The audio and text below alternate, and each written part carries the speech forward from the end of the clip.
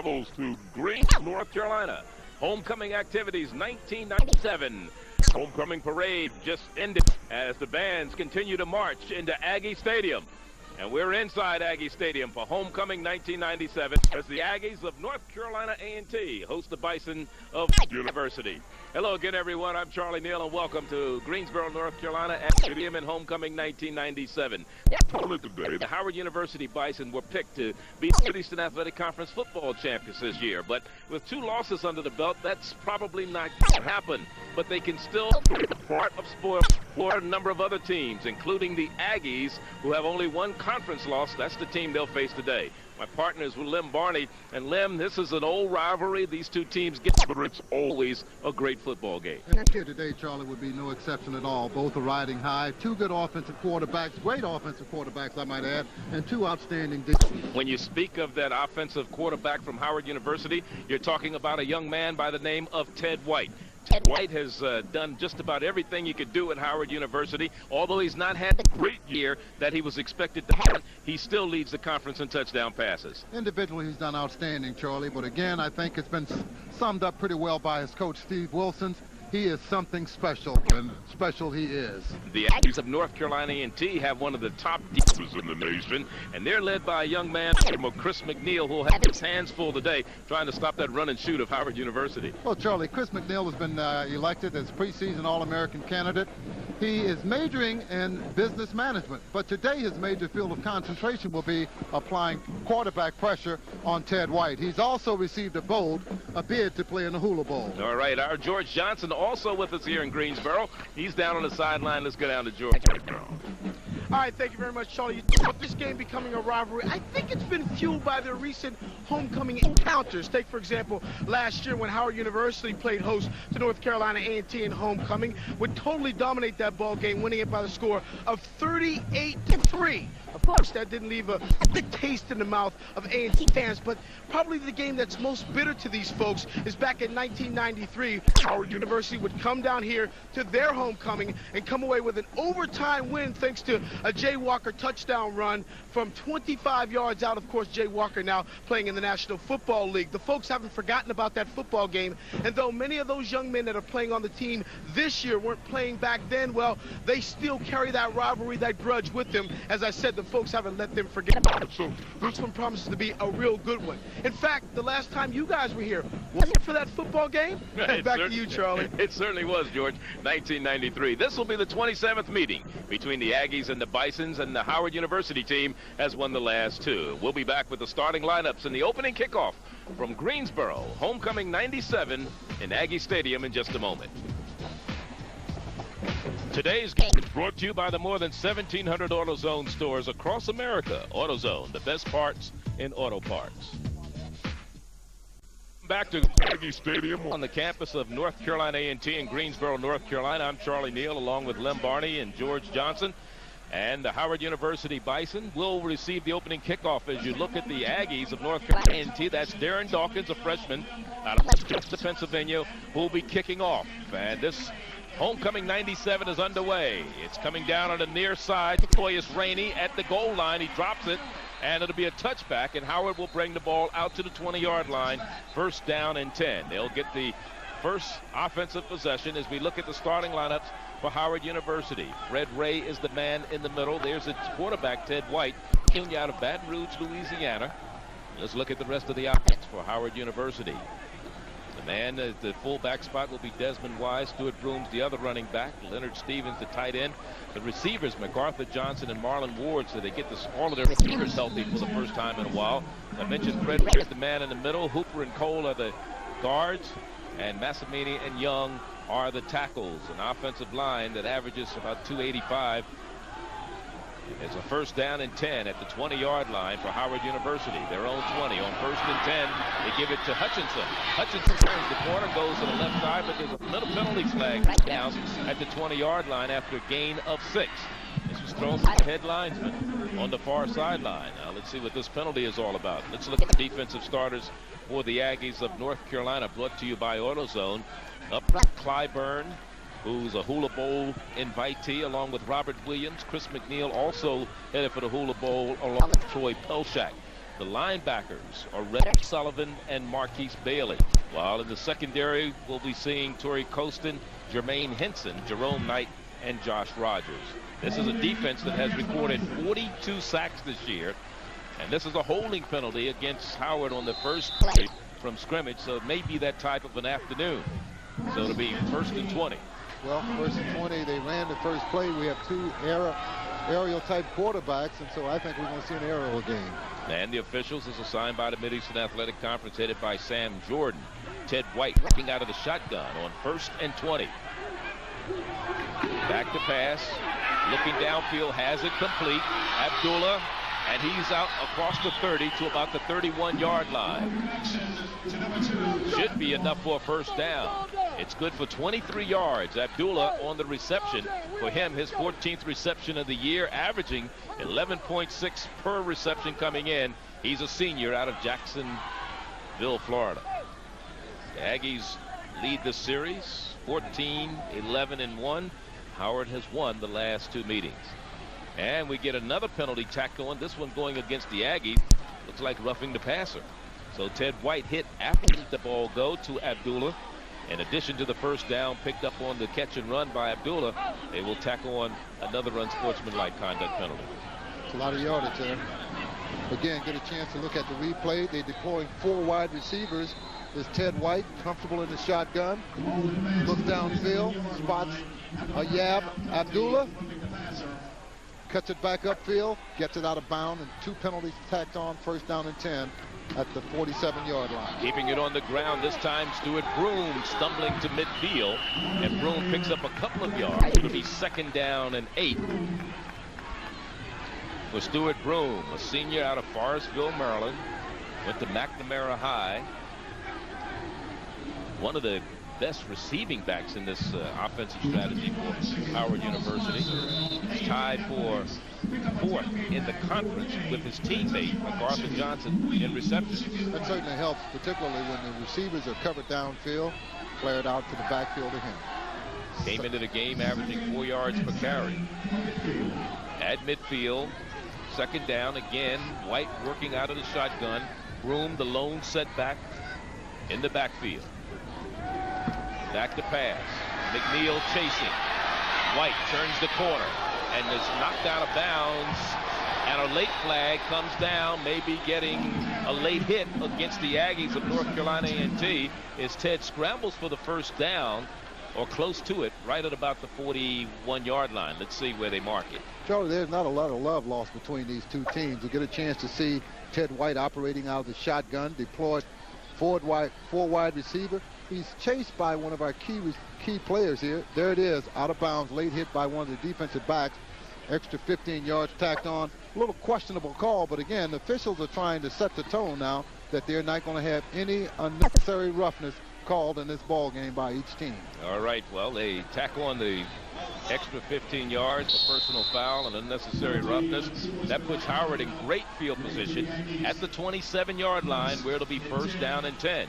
Now, Howard has had some problems this year when they've gotten down into the red zone. Last year, they were a team that 75% of the times when they were in the red zone, they were able to put the ball in the end zone. This year, well, that has been diminished to about 26%. We'll see what happens here. Fumbles the ball. Aggies after it. Ted White looks like he may have recovered. Let's see. Nope, the Aggies got it. Opportunistic turnover there for the Aggies, who was yielding to a lot of yardage by way of the pass as well as the run by the Bisons of Howard University. Fumble on the play.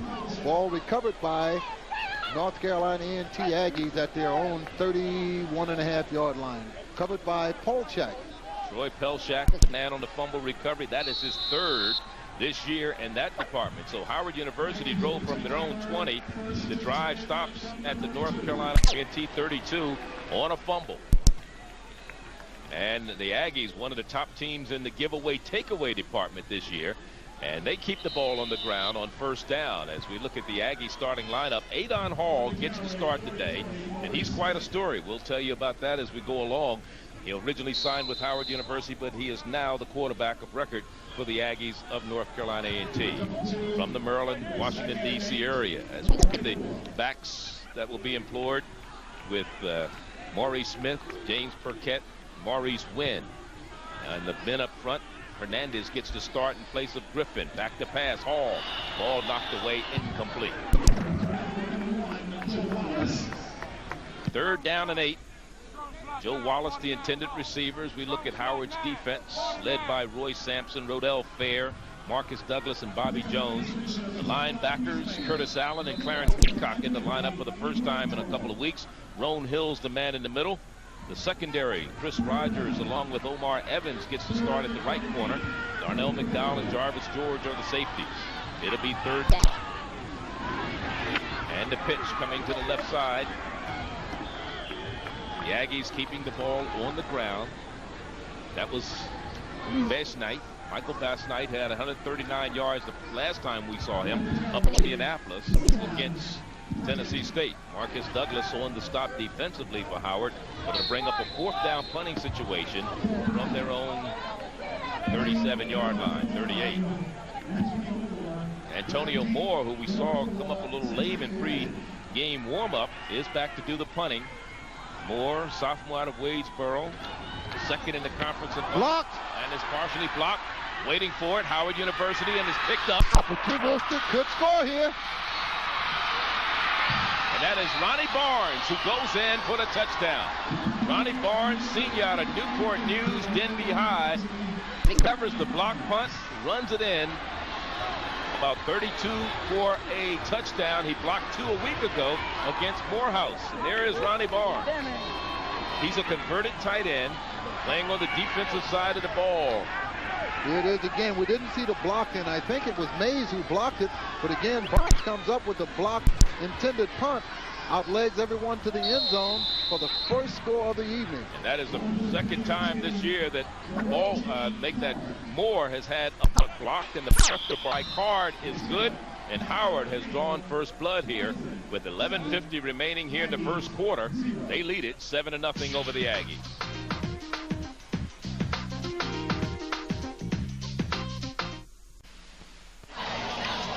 And let's look at the punt attempt by Antonio Moore once again. The punt was blocked. Let's see who got a hold of it. We really couldn't see who actually touched it. It's knocked down. Here's Ronnie Barnes.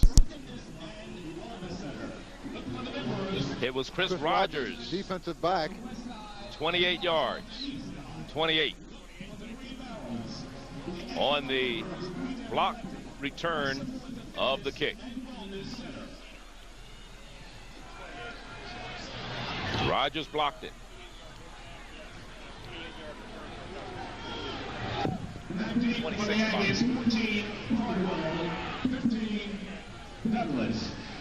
Howard University leading 7-0, taking advantage of a special teams play, and now we have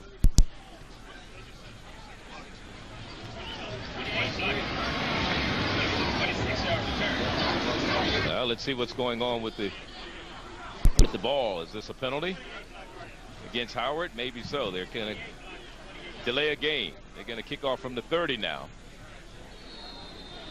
And this is Charles Card, freshman out of Atlanta, Georgia. He's kicking off to Chris Caldwell or Henry Douglas. Douglas is the man on the near side, a sprinter. Caldwell on the far side. Comes to the near side to Douglas, and it goes out of bounds at the 30-yard line. So let's see if they're going to kick it again or if they're going to take it right there. Make Howard kick it again. I would make him kick it again. Card has not had the great year that you would like from a kicker. He's a freshman. Had some problems early on in the season in terms of field goals and point afters, but has started to come along. And last week against Morehouse had a banner afternoon. Hit a 27-yard field goal. Has hit 11 straight extra points now, going back to last week, plus the one he's hit today. Well, I think, Charlie, the call is going your way. They are electing to kick it again, but it lets you know again there's 3 phases in football. There's the offense, the defense, and the special team. And the special teams of Howard thus far has set the tone for the ball game by way of blocking punts. As you get a chance to see Coach Steve Wilson, tremendous NFL ball player in his own right. Outstanding coach now at Howard University, and he's turning out some tremendous ball players in the National Football League. George, you have something for us down on the sideline. Well, you know, Charlie, we talked about a little earlier when we came to the ball game, Howard University was sort of walking around the field. They were concerned about how thick this turf is. As you know, they're used to playing right here on the AstroTurf, but this field is one of the thickest fields that they've played on. And they really want longer cleats, but the NCAA says you can't go any longer than 3/4 high. So that's all the spikes they have, but they're still a little concerned about whether their cleats are long enough to be able to handle this. Obviously, being up 7-0, they're in good position. But they also feel that this may slow down the offense of North Carolina A&T, but also slow their offense down. So we'll have to watch and see if this turf affects this ball game at all. Back to you, Charles. All right, on the return, Henry Douglas, 16 yards out to the 36-yard line. And the second offensive possession of the afternoon for the Aggies. On the counter play, misdirection, back to the near side. They hand off to Burkett. Burkett stumbles up to about the 40, a gain of 5 before he is met by Howard University's defense. And it'll be second down. Call it second down and about 6. 2nd and 6. Burkett comes out of the lineup right now. Comes to the sideline. Bash Knight is in there. He's split behind the quarterback. Along with Maurice Smith. Back to pass. And it's complete. Wide open on the far side is Darius Helton. Darius Helton on the reception. And Jarvis George defending for Howard University. But a lot of room and a first down for the Aggies. Their first of the day. An out pattern ran by the receiver. Again, good coverage there. Good help out coverage on the tackle by Jarvis George. First down yardage had been gained. Ball at the 48-yard line of the Bisons of Howard University. 12 yards on the pass reception. 1st and 10. Bass Knight in motion. Straight ahead, Smith. And Maurice Smith takes it inside the 45 to about the 48-yard line. Gain of 5 yards on the play. It'll be second down and 5. Maurice Smith, junior out of Palmyra, North Carolina. I was kidding him yesterday in practice. I said, he's one of those running backs that never gets the ball a lot and doesn't complain. I said, that's not true. You've never heard a running back that didn't complain if they didn't get the ball a lot. See the silent complainer or loud complainer. Here's the silent. Again, they keep the ball on the ground with Maurice Smith on the carry. And Darnell McDowell, along with Rodell Fair on the stop defensively for Howard University. It'll be third down, 3rd and about 4. Get a chance there. See it again. Good defense here at the point of attack. Ball carrier tried to plunge it in there. Nothing happening. Tried to bounce it out. Fair again. Number 55 alert on the spot for the stop. Maybe a yard loss. 3rd down. Back to live action. All complete, but right there, Bash Knight on the reception and on the defending is Jarvis George right there to bring up another 4th down situation for the Aggies. 4th and about 3. And again, Bill Hayes, after a 1-yard gain, will elect to punt it away with Antonio Moore coming on. The last time he went to punt, remember this one was blocked, so let's see what happens this time as they take it down to the Howard 43. 9-man up for the block attempt. He just got it away this time, almost blocked again. Fair catch called for and made it to the 9-yard line by Cedric Redden. And it's a first down and 10 Howard when we come back. 7-0, the Bison on top of the Aggies.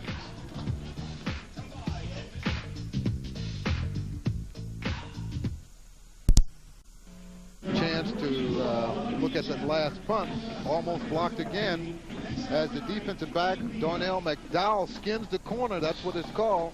Skinning the corner or skinning the cat. Trying to get it off the foot of the punter. But again, he got it off. Ball received at the 9-yard line by Cedric Redden, where it'll be first down and 10 for the Bisons of Howard University, who lead in this ball game 7-0. Homecoming 1997 for the Aggies of North Carolina A&T. Second possession for Howard, 1st and 10 at their own 10, but they did not score on an offensive possession. They scored on a defensive play. Their first offensive possession and ended in a fumble. Fumble by Hutchinson. This time they keep the ball on the ground again, turning the corner. Desmond Wise Or is it Broom? It's Stewart, correction. Broom, the senior out of Forestville, Maryland. And he takes it out across the 15 to about the 17. Pick up of about 7. Good run. Good run on the play. A&T going over some chalk talk, blackboard talk with the brain trust there. Offensively, letting them know they're going to have to get things in high gear, trailing 7-0. Second down and 4 after the gain of 6. White on the draw play. Hands off to Hutchinson. Hutchinson gets outside, but not much running room. And he stopped at the 20-yard line, but he may have the first down. Let's see where they mark it. It will be close. Fine effort there by Hutchinson.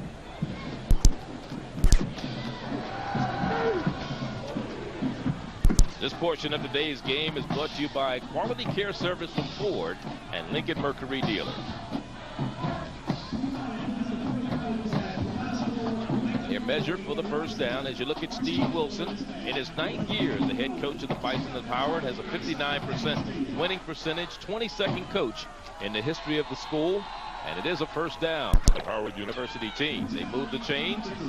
He's his 22nd coach at the school, his 6th, the 6th since 1971, year the Mideastern Athletic Conference was formed.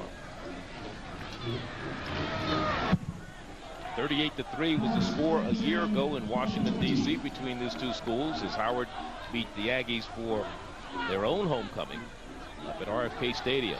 From the shotgun, Ted White moving Stewart Broom around. On 1st and 10. Back to pass in there, and it is complete. It is complete. I thought he was intending it for Darian Harris, but he did get it complete. Marlon Ward. And Marlon Ward picks up a first down. Fine throw here as we see it again. No, it's not. It's 9 yards. 9 yards is not enough for the first down, but a fine throw and catch combination to Ward, as he's a yard shy of the first down marker right at the 30-yard line. Marlon Ward, same high school as his coach, Steve Wilson, in Durham, North Carolina, Northern High. In motion is Cedric Redden, straight ahead on the handoff, trying to get the first down and falling forward. Looks like Stewart Broom will pick up the first down, and Howard keeps the chains moving. We're in the first quarter, 6:35 is the time remaining. Score 7-0 Howard. They have the ball. You made mention that Howard has all of its receivers healthy for the first time in a long time, and this may be one of the limits to the not scoring in the scoring zone, in the red zone. Abdullah comes far to the near side, split out far to the right. Now we have a penalty flag dropped by the umpire. Let's see what this is all about. Also in there is the head linesman. Final start. He did procedure against Howard, so somebody moved a little bit too soon. One of the things we've noticed the last couple of games we've done at the Mideastern Athletic Conference, and I say this now because both bands are pretty quiet. We've seen a lot of penalty flags being whistled against bands. We saw it in South Carolina State a couple of weeks ago. In fact, Willie Jeffries almost had a heart attack on the sideline when his band was whistled for 3 in a row. Ted White in trouble. Gets away. Stands it. Almost intercepted by McNeil. Boy, a lot of pressure. Troy Pelshak put the pressure on. He got the ball off, and McNeil almost intercepted it. I tell you, it was a great play, and a lot of things occurred in this great play. Here it is. Shotgun formation. Ball snapped it direct to White. There's the pressure being applied. He averts this tackle. Now has the presence to stand in. Throws the ball. Almost intercepted again by McNeil. Then almost was a reception by number 43 as we get a chance to see the play in its entirety. See McNeil being double teamed. There are times they will, times they won't. But Coach Wilson feels his receivers are too good for A&T to play man-to-man on him all day long. Stewart Broom makes a great move inside, takes the ball out to the 35. They'll mark it at the 36, where it'll be 3rd down.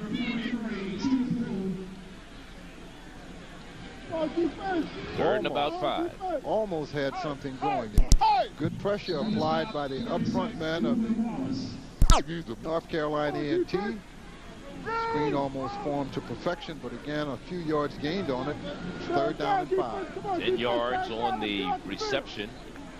On the 2nd and 15, 3rd and 5. From the shotgun, Ted White. And flat secure and a throw. Let's see if this is delayed.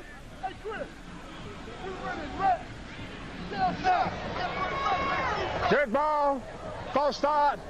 Offense. 5 yards. Repeat 3rd down. 3rd and 10. We may have a record for penalties today. Howard has averaged 101 yards in penalties coming into today's ball game, while the Aggies 111. So we're just not even through the first quarter. 1 yard shy of each other there. An unnecessary penalty.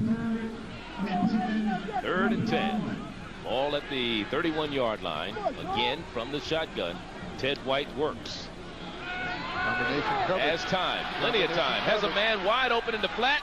Has it complete, and he falls down shy of the 1st down. That's Darian Harris. He's wide open in the near flat, but couldn't get his feet under him as the pass was a little high to get the 1st down. Good coverage downfield by the Aggies of North Carolina A&T. Virtually no pressure applied here. Good coverage. Now, escape valve, Darian Harris out to the side of the flats. But again, ball's a bit high. He had to come down and gather himself. Stumble, fell 2 yards shy of the 1st down marker. Cameron back to pass, a punt rather, the left footer. Not a good punt. And it takes a dead bounce. And the Aggies get good field position at their own 36-yard line. And they'll have the ball for the 3rd time when we come back. Theaters everywhere. Taking a look at the current MEAC standings, we find Hampton on top of the pile, followed by South Carolina State, the Aggies of North Carolina A&T, Florida A&M, Dell State. That's the leaders, and actually there are 6 teams who are vying for that top spot, as Michael Bassnight falls forward to the 40, where he's finally brought down defensively after a 3-yard gain. The rest of the Mid-Eastern Athletic Conference standings: Howard University 6th, Morgan State 7th, Bethune is 8th. Everybody from 6th above is in the running for the playoffs. Norfolk State ineligible because this is their 1st year in the conference. And Hampton and South Carolina State, a big game today up in Hampton, Virginia. Adon Hall back to pass. Not a good pass. He threw the ball in. Not double coverage, not triple coverage, quadruple coverage. And the main man covering on the play was number 26, Rogers, the defensive back.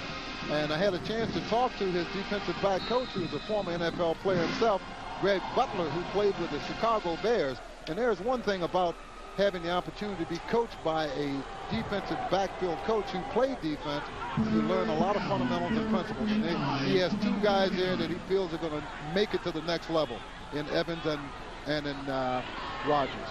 3rd and 8, play action, throws, intercepted on the far sideline, and it's Rogers. Chris Rogers. That's his 1st interception this year, and he may be the best cover man in the Mid-Eastern Athletic Conference. But that was not even a coverage interception. That was just out to it. But it was good techniques. It was good assignment that was deployed then. They were in a zone coverage then. Instead of him committing up, he stayed back in his deep 3rd of the zone. The ball was overthrown. He came up with a timely interception. Good turnover there for the Bisons of Howard. The second turnover of the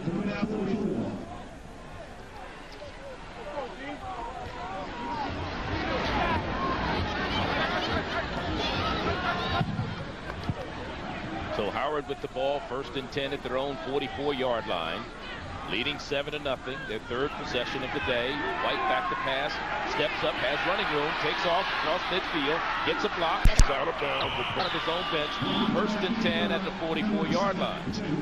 13 yards on the scramble, I do believe. Good job, good coverage downfield by the Aggies. Maybe holding. And this is the problem You'd like to see a game where you didn't see a whole bunch of flags, just let the kids play. Certainly wouldn't. Certainly would, but it's going to be impossible when you got two quarterbacks who like to air the ball out. They're offensive-minded, and again, the lineman has to do some extra work in there, particularly when he's dropped back. Here he is. He's looking downfield. No one to throw to, and the flag may be thrown against number 65, Jeremy Cole. Looked like he took a defensive ball player down. He wasn't holding. Looked like he took him to the tackled him. Yeah, that's 2 points for a takedown. As you look at the stats on White this year, 90s last year, he was the #1 rated quarterback in the nation in passing efficiency. He threw for 2,814 yards and 36 touchdowns.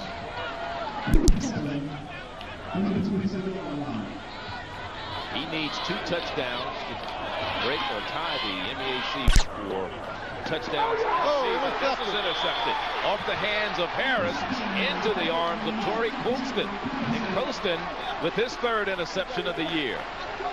Colston out of Hillside High in Durham, transferred from BM into the Aggie program and done a good job at that cornerback spot. A chance to see it again.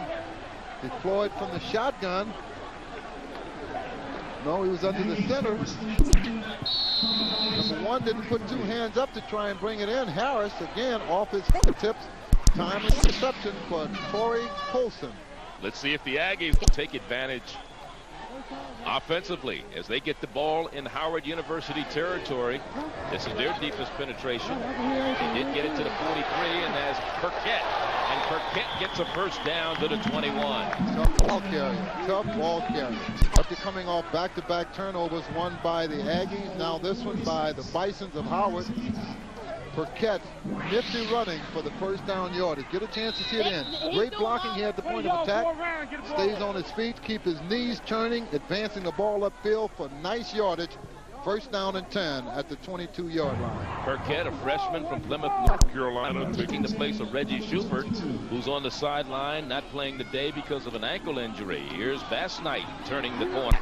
Bass Knight still on his feet, and he's down to the 16-yard line.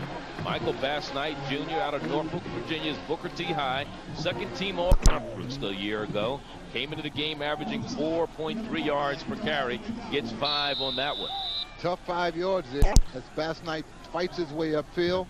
Gets it to the 17-yard line as he's met by a quartet of tacklers by Howard University.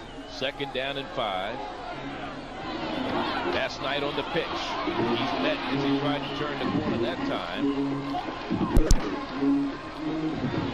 And defending was Lamont Darden, the sophomore out of Greensboro, North Carolina. He's making his own homecoming of sorts. He's from Dudley High right here in the city of Greensboro. Loss of 1. Watch Lamont Darden, top of the screen. Here's Darden playing linebacker. He blitzes. There he is. Meets the Bass Knight. 2 yards in the backfield. Bass Knight loses a couple of yards. 3rd down. 3rd and 6. Hall throws off balance. Could have been intercepted. Could have been caught for a touchdown. Good play by Evans. Yeah, he just got up there just in time as Bass Knight was the intended receiver, and to bring on a 4th down and 6 situation, and now to bring on the field goal kicker for the Aggies. Now they use Matt Baldwin to do the kicking for them, but they may use Dawkins, depending on how long the field goal is. On the long field goals, they use Dawkins. This will be a 35-yard field goal attempt. His longest this year is 37. Also comes right-footed kicker. It's up. It's long enough, and it is a good? No, it's off to the right side. Wide right. So the 35 field goal, no good. 7-0. Howard on top. 1-800-COLLECT. Max Jerome, Private Eye. So what's up, man? Where you going? I gotta call Mom and tell her what time the game's on. Whoa, bad play, Kilroy. Here's a better one. Dial 1-800-COLLECT. It's easy, and it's 10 cents a minute every evening, all week long. Solid. Wow, 10 cents a minute? Give me that phone, brother. 1-800-COLLECT. 10 cents a minute every evening, all week long.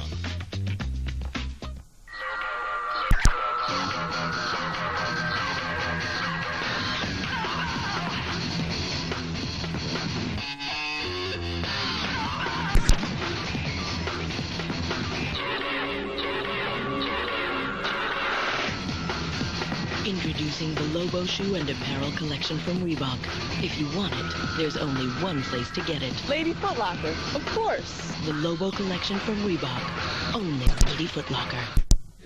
He skies. He goes up with great verticality.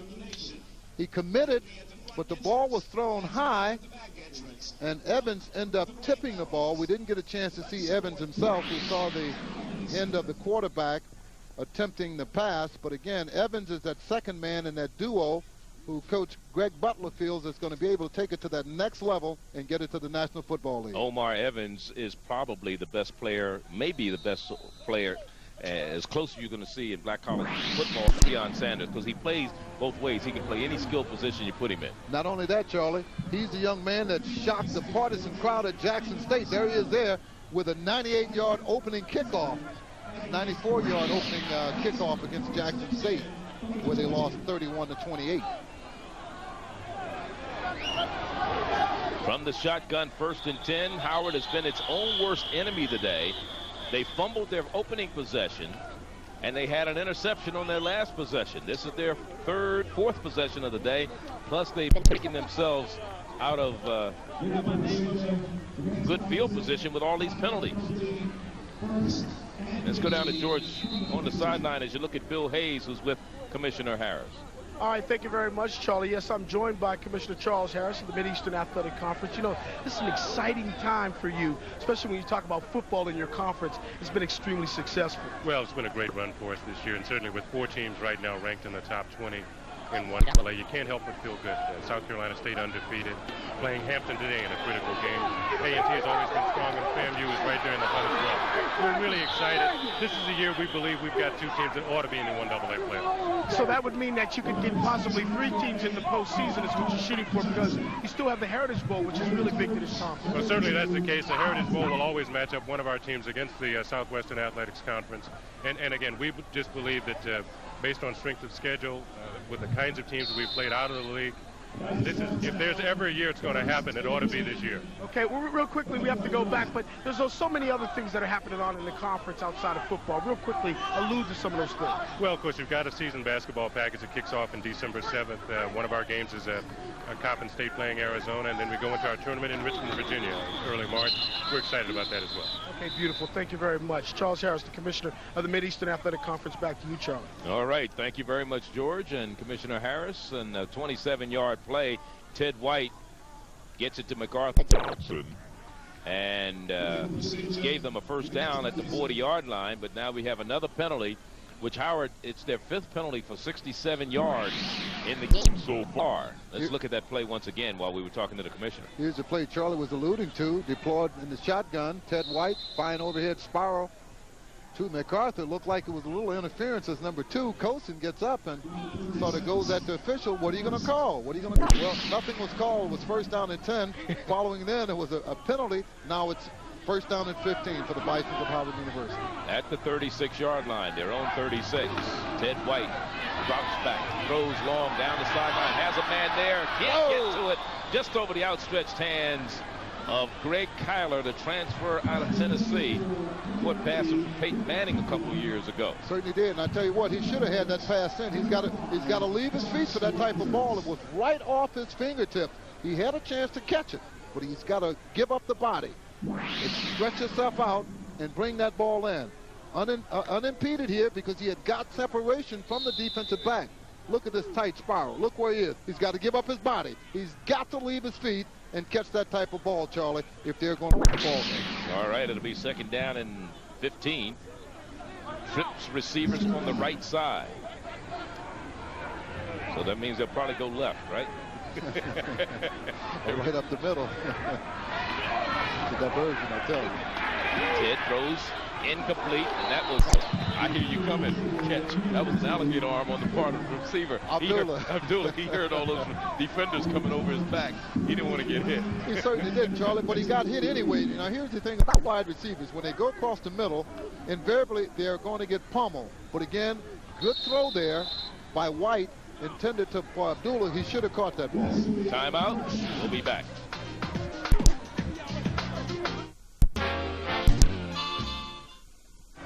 Third down, 15 for Howard University.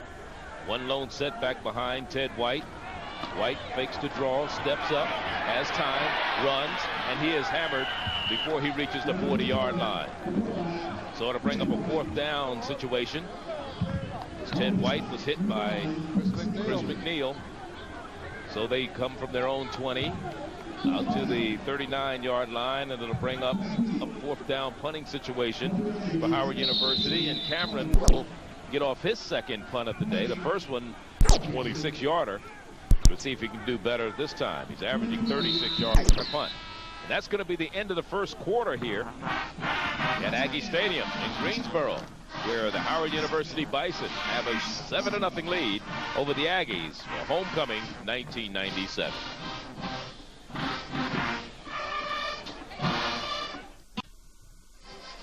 After 1 quarter of play, it is 7-0 Howard University over the Aggies, and we'll be right back.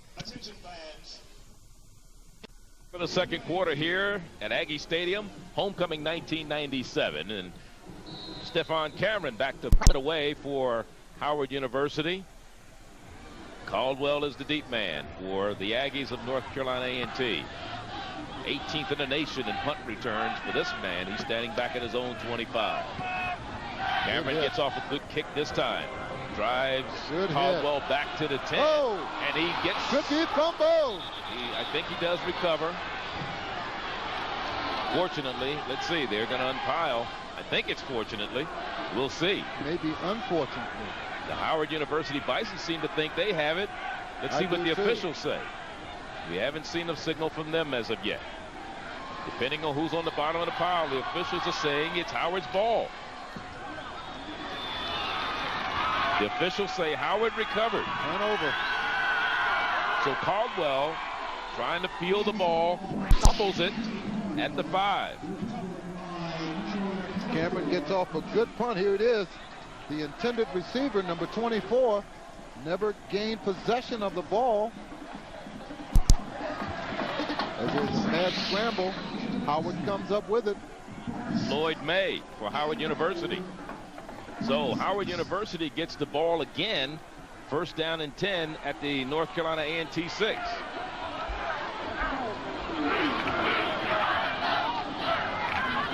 Ted White calling the signals. This is their 5th offensive possession of the day. Keeping the ball on the ground, trying to turn it inside. Jerome Knight coming up from his defensive spot to make the stopper. Stuart Broom on the carry. Up in the tackle on Broom. A couple yards gained on it. It'll be 2nd down and goal from the 2-yard line. 2nd and goal, as you said, Lem. Ball at the 3. Wise and Broom are the running backs. It goes to Broom. Broom to the left. And is he in? No, he's not. They didn't call it. No, he's not. He's right at the goal. Gain. Inches away. Stiff defense there on the right side defensively for the Aggies of North Carolina A&T, right at the point of attack. Good job playing defense on the other side of the line of scrimmage. Here's the ball being tossed to Broom. Watch the pressure. There it is. Good job there by nose tackle, keeping him out of the end zone. 3rd and goal. A&T 3rd against the run in defense in the conference. Have only given up 4 rushing touchdowns, but Ted White decides he'll take this over, and the officials call it. Touchdown. Took him a little while. Certainly did. About 2 days almost. But Ted White on a rushing touchdown, only his 2nd this year. And Howard University takes a 13-0 lead. On for the point after will be Card, who's trying to kick his 12th straight extra point since struggling early on in the season. And again, turnovers have accounted for all the points in this ball game so far. Indeed. They are like bad dreams in May where they come back to haunt you. It's up and it's good. And so Card has 12 straight extra points to his credit. And it's 14-0. Howard on top of the Aggies.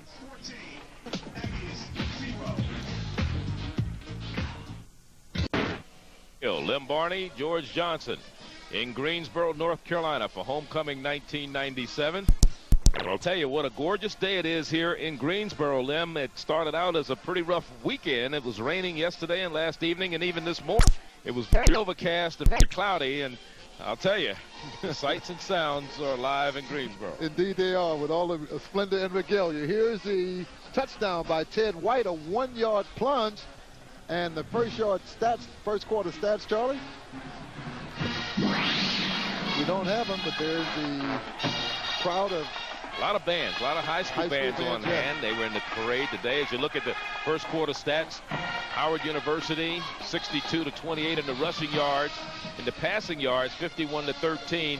Both teams have turned the ball over 2 times. There are 2 turnovers each. The Aggies have turned the ball over twice, and so have the Howard University Bisons. But look at the time of possession, pretty even. That's affirmed, Charlie. 2 turnovers each, 2 coming by way of fumbles, and the other 2 by way of interceptions. Both teams have thrown interceptions.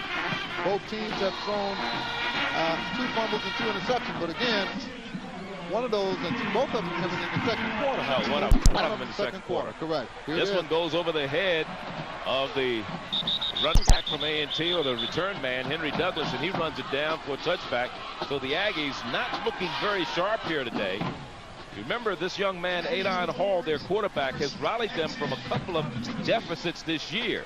He did it against Florida A&M, didn't play against NC State, got some action against Hampton in a game that the Aggies lost 7-2. Tennessee State did not get a chance to play, even though they won it 49-37. Bass Knight had a big game, 139 yards.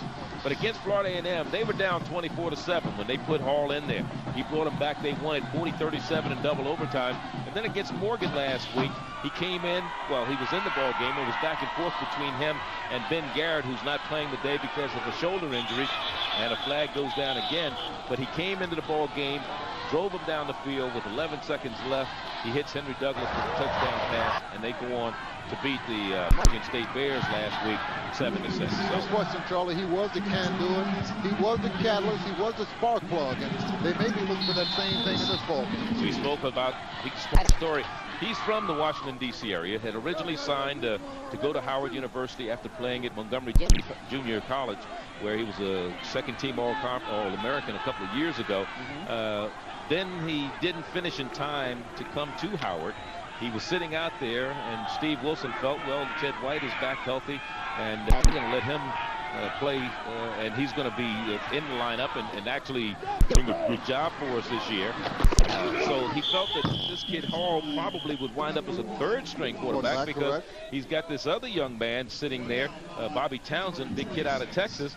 So in mentioning it, Bill Hayes overheard that Hall was available, made some phone calls. Hall, talking to him yesterday, said, hey, listen, this is the biggest game of my career. I can't even describe what it feels like to play against Howard. This is the reason I wanted to play in the MEAC, so I could play against Howard, not thinking it would be as big as today's game. Today is a big game for him, Charlie. He has a chance to do something, but again, he just fired a strike to the intended receiver, Joe Wallace. Picks up a few yards, bring up 2nd down and 9. Back to pass again. Hall wide open. Perkett, open field. Perkett at midfield, still on his feet. Rogers finally brings him down. Nifty job. George make it. Jarvis George. Jarvis George is right, Charlie. But again, fine throw by Hall. We just finished talking about this young man. Hits a wide open. Chris Perkett, Jamal Perkett coming out of the backfield. Yes, here it is again. Hit it right in the middle of a dead zone. Linebacker has to make the necessary drop to fill that void. But again, fine throw, fine catch, fine Perkett. 1st down and 10 for the Aggies of North Carolina A&T on the 46-yard line of the Bisons of Howard. Flag is down again. Perkett again. Perkett has the call. That was 32 yards on the previous pass reception. Picks up but 11. Let's see what happens here. We're going to bring this one back. Illegal procedure against the Aggies. So every time somebody gets something going, penalties fill the air, as you call it, dirty laundry down on the field. Indeed. Pull all the hair out of a coach's head. What little they have left. There's Coach, speaking of pulling hair out of your head. Illegal motion, offense, pass, repeat 1st down. Illegal procedure against the Aggies. Today's game brought to you by the more than 1,700 AutoZone stores across America. AutoZone, the best parts and auto parts. And by Denny's, serving value breakfast starting at $2.99. Denny's. Now, doesn't that sound good? Well, a fine 11-yard scamper by Turquette is negated on a procedure penalty. Brings up now first down and 15 from their own 48-yard line. Oh, got it down. Oh, knocked away from him. And I believe it was Big 97 that got his arm on it for Howard University, Marcus Douglas. And Howard has the ball. Another turnover. I believe it was Marcus Douglas who just tipped the ball from Adon Hall as he was putting it up to pass it. And let's see who came out of the power with it. It looks like it was Big 79 came up with it. Semenu. Here it is again, Charlie. Ball a little precariously held here as Hall steps up. Big 99 as you called, 97 as you called it. Marquise Douglas bats it away. Semenu comes up with it for the third turnover for the Aggies of North Carolina A&T, and Howard has the ball on the 48-yard line of North Carolina. First down and 10. Fumble. Ted White falls on it. Bad exchange from center to quarterback. And Fred Ray has started every game since 1996. 2 straight years as you look at Marcus Douglas, who's an all-conference candidate. Howard University has 3 players from the defensive squad came to the preseason all-conference team. And that's one of them. Marcus Douglas, along with Bobby Jones, that defensive end, and Curtis Allen. Now the official calls a timeout.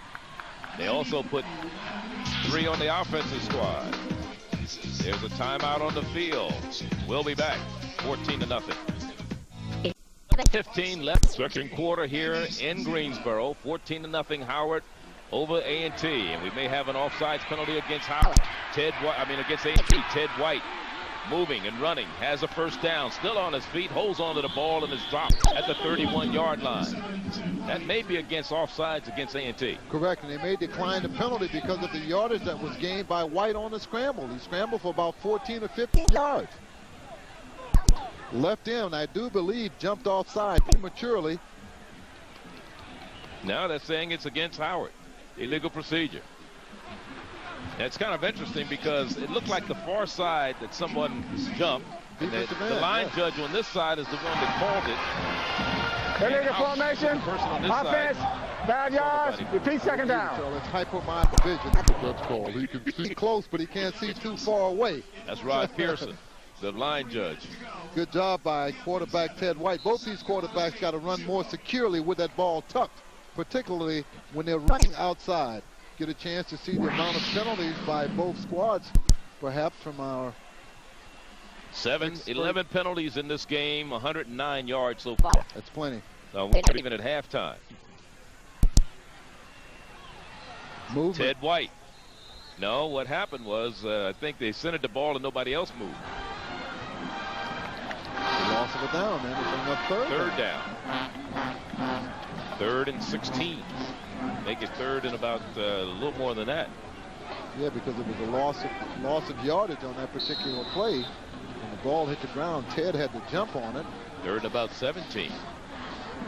Ball at the 45-yard line. They have to get down to the 37 of A&T in order to get a first down. This would be a timely place for a nice screen pass. Greg Collett comes to the near side. Redden is in a slot to the right. Ted out of the shotgun.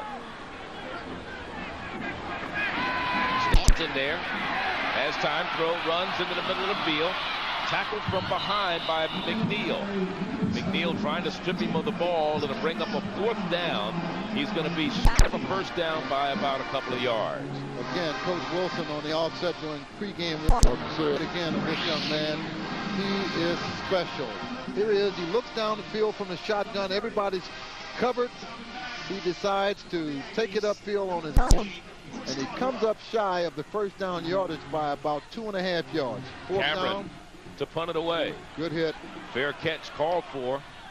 And good hit. Takes great Howard bounce and goes out of bounds inside the 10-yard line at about the 7. So that's where the Aggies will go to work. They're a long ways away from pay dirt, and they trail by 2 touchdowns.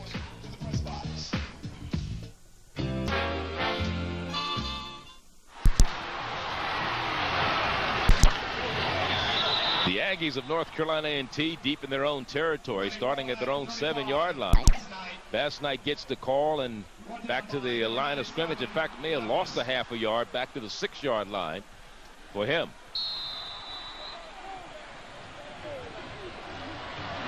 Loss of a yard on the play. So it'll be 2nd down and 11. Adon Hall. He said, they say he is from Waldorf, Maryland. He says, say hello to all the gang at Suitland, Maryland for me. That's where he really hangs out. It's about 10 yards apart from Reed City, though. Good close, good field, good containment there.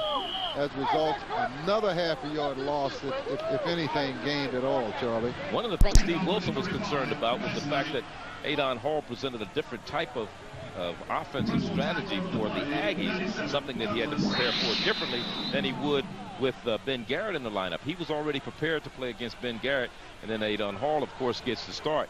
But again, Godette, who's the offensive coordinator for the Aggies of North Carolina A&T, was a little concerned about the penetration of Howard's defensive line. He felt that they were the best penetrating defensive line in the conference. And this one is caught, and 1st down for Maurice Smith out of the backfield, his 5th reception of the year.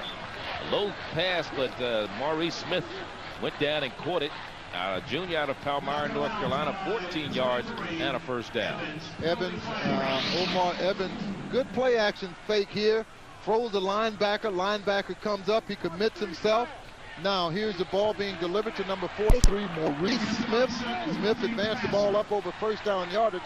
Stop made by Omar Evans of the Bisons of Howard University. 1st down and 10. And a penalty tacked onto that.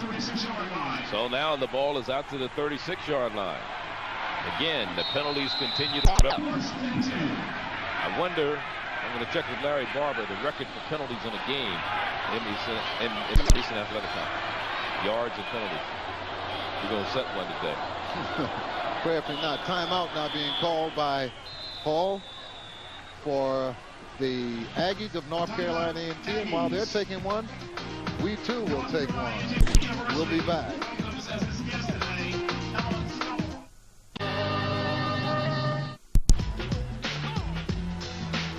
And of course, don't forget at halftime, a lot of activities on homecoming Saturday in both bands, the Aggies and the Howard University Marching Band, are in attendance, and you don't want to miss that.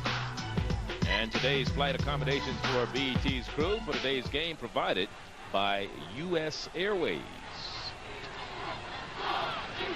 Eric said he drove U.S. highways, right?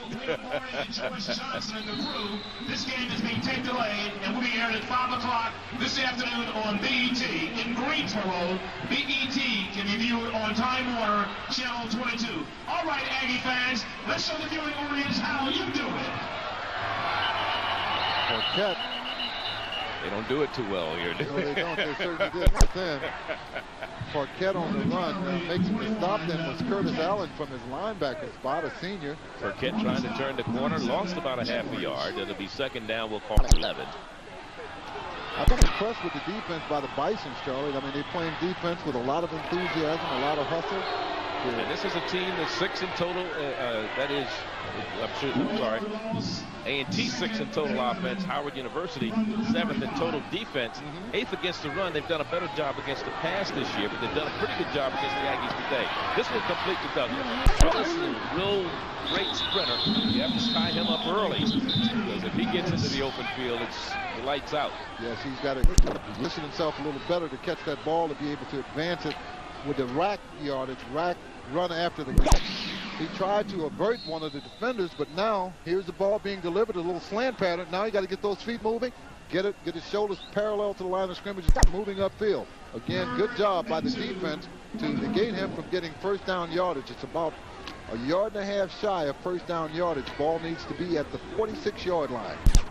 It's at the 44, and it'll bring up 3rd down. 2. Bass Knight Gets the first down. He might have more. It could be all over. Bass Knight. Count 56 yards on the touchdown run.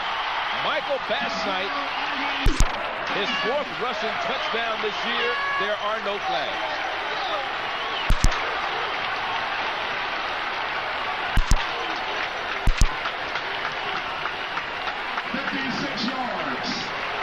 Ari Smith. 56 yards for Bass Knight. Here it is again. Number 43 for the Aggies. Maurice Smith. 35, I mean. Bass Knight. Bass Knight it is.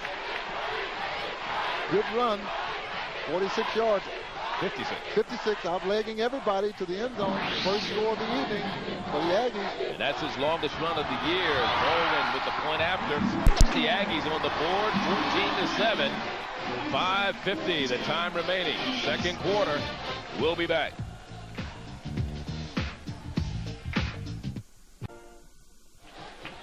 This portion of today's game brought to you by U.S. Navy. Navy, let the journey begin. 5:50 to go. The Aggies get on the scoreboard. Bass Knight with his longest run of the season, 56 yards, and he's continuing to pile them up. He was one of 3 Aggie players who a year ago rushed for over 500 yards, and that could happen again in 1997. It is, Charlie. A P play, a plunge play right up the middle. Inverted the linebacker. He leaves a wake of tacklers in his way. Outlegs everyone into the end zone. 56-yard scamper for the first score. Score now 14-6. 14-7 following the PFT. And he came into the game with 1,322 yards rushing. As we get Dawkins with the kickoff. Omar Evans comes under it at the 17-yard line. Omar Evans falls forward to the 25, and that's where Howard will go to work. First down and 10, leading 14-7. This will be their 7th possession of the first half. 7th offensive possession for Howard University. They're ranked 16th in passing offense in the nation. Jackson State ranked 5th, Florida A&M 6th with Odom and Sampson, rather. Florida A&M has today off. They'll go back to work next week at Morgan State. This one being kicked on the ground, and it's Stuart Broom. And Broom close to the 30-yard line. See if the defense for the Aggies can take the ball away after 3 possessions by the Bisons. It's going to be 2nd and 6. 3 downs and out would be a good plus. The offense is feeling it right now following the 56-yard scamper by Bass Knight. Fine blocking at the point of attack for the Aggies. Secondary slow to react. As a result, Bass Knight went in untouched. What happens a lot of times when you're blitzing, if they get past that first wave of defenders, it's all over. Here's Stuart Broom. Close to another first down, about a yard shy at the 34-yard line. Broom's ball is spotted just inside the 40-yard line. It'll be 3rd and inches. Howard University had 3 players on the offensive side of the ball placed on the preseason all-conference team. Their center, Fred Ray, along with wide receiver MacArthur Johnson and quarterback Ted White. The Aggies placed 2 defensives on that team, Marcus Haley and Torrin Costa. And they get the ball on the handoff straight ahead for the first down. And again, this time it was Desmond Wise picking up the first down. Desmond's a big fella at 260. Big guy from Burtonsville, Maryland, went to Paint Branch High. Well, didn't carry the ball a lot coming in. Only had 50 carries, but has been pretty effective in those short yardage situations. Ed White now, a flag is down. Here's Hutchinson trying to turn the corner. An official goes down on the far sideline along with a couple of players. So the flag again. Let's see. They may decline this one if it's against Howard. We lost an official in the Circle City Classic. Pulled a hamstring. Fast AstroTurf, huh? And this one's against Howard.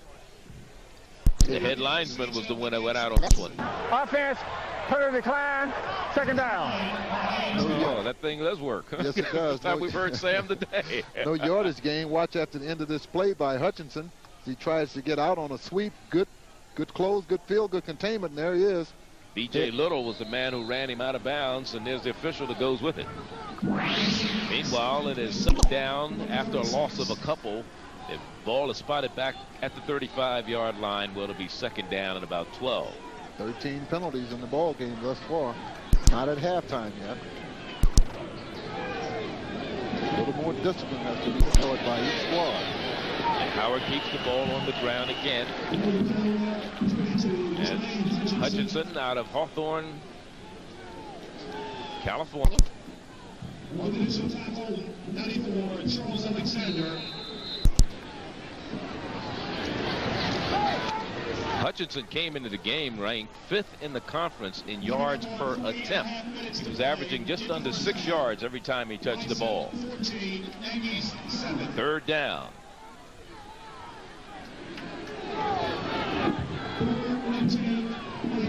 From the shotgun, Ted White works. Got some time. Not much, though. He's sacked. 42 sacks coming into the game for the North Carolina A&T defense. Chris McNeil and leading the charge. had 14. He had 10 in the last 3 games. He's pumping it up, getting to the end of the season. He's a tough ball player, plays with a lot of intensity. He's quick. He's fast. Very nimble. And that's one of the things Steve Wilson was concerned about, is keeping McNeil off of Ted White. Sometimes you double team him, sometimes you don't. But again, it paid off for the Aggies that time.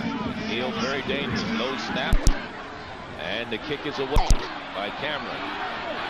This time Caldwell still on his feet, trying to get around the corner, has a wall, cuts it back in the middle on his foot.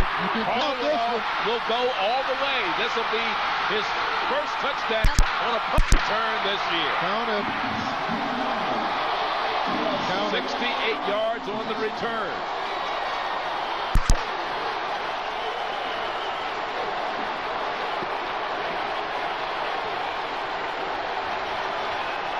Caldwell averaging 13.8 yards per punt return, ranked 18th in the nation. His previous long was 28. He goes for 68 this time. Get a chance to see it again. Here's the ball being punted by Cameron. Caldwell let it bounce, picks it up. There's a man there. We need some other people around the ball, but again, they start breaking down. As a result, he got back to the picket wall, cut it back up in the middle, and outlegged everybody for a 68-yard punt return. Ball went for the point after. Blocked. And it'll be a 1-point ball game, 13-7. But there you see the young man Caldwell out of Greensboro, North Carolina, Dudley High. He's a freshman. 1-point ball game, 14-13. There it is again. Once a man gets his hand on, you can't relax, as did the cover team for Howard University. Caldwell breaks it back in the middle.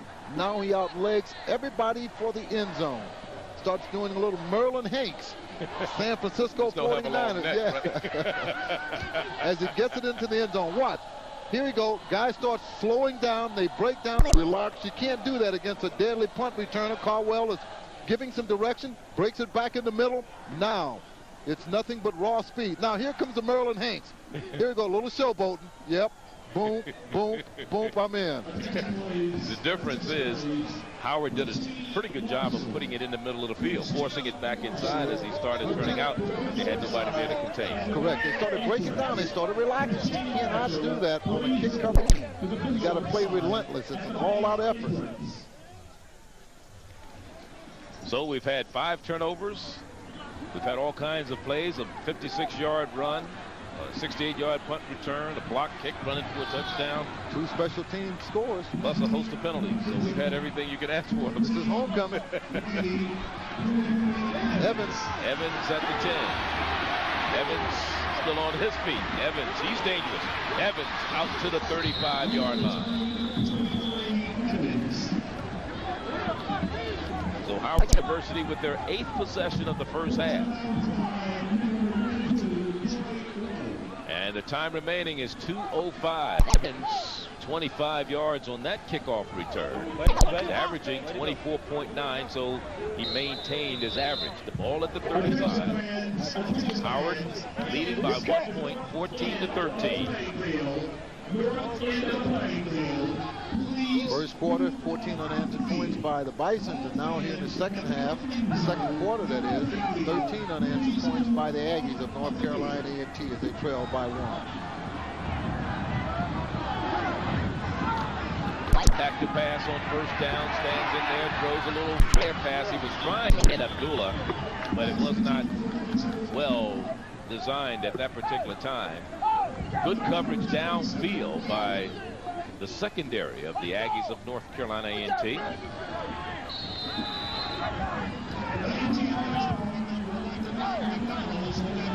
Second down and 10. There you go, get a chance. Again, good coverage downfield, as you mentioned. Here it is. It could have worked, but again, it comes up a little bit overthrown to the intended receiver, Yab Abdullah.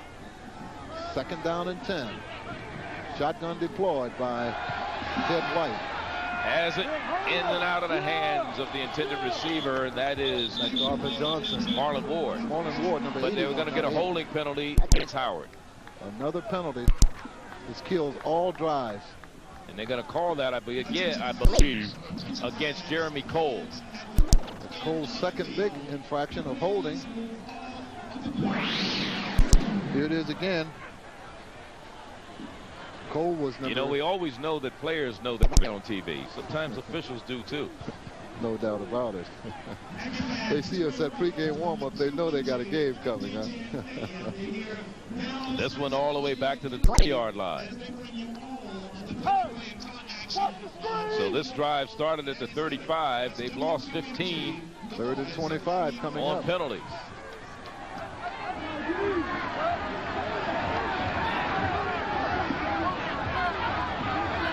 Big down for the Bisons. And a draw play. Tried a little delayed draw. Trying to hit Jermaine Hutchinson. He picks up 5 out to the 25. That'll make it 3rd down.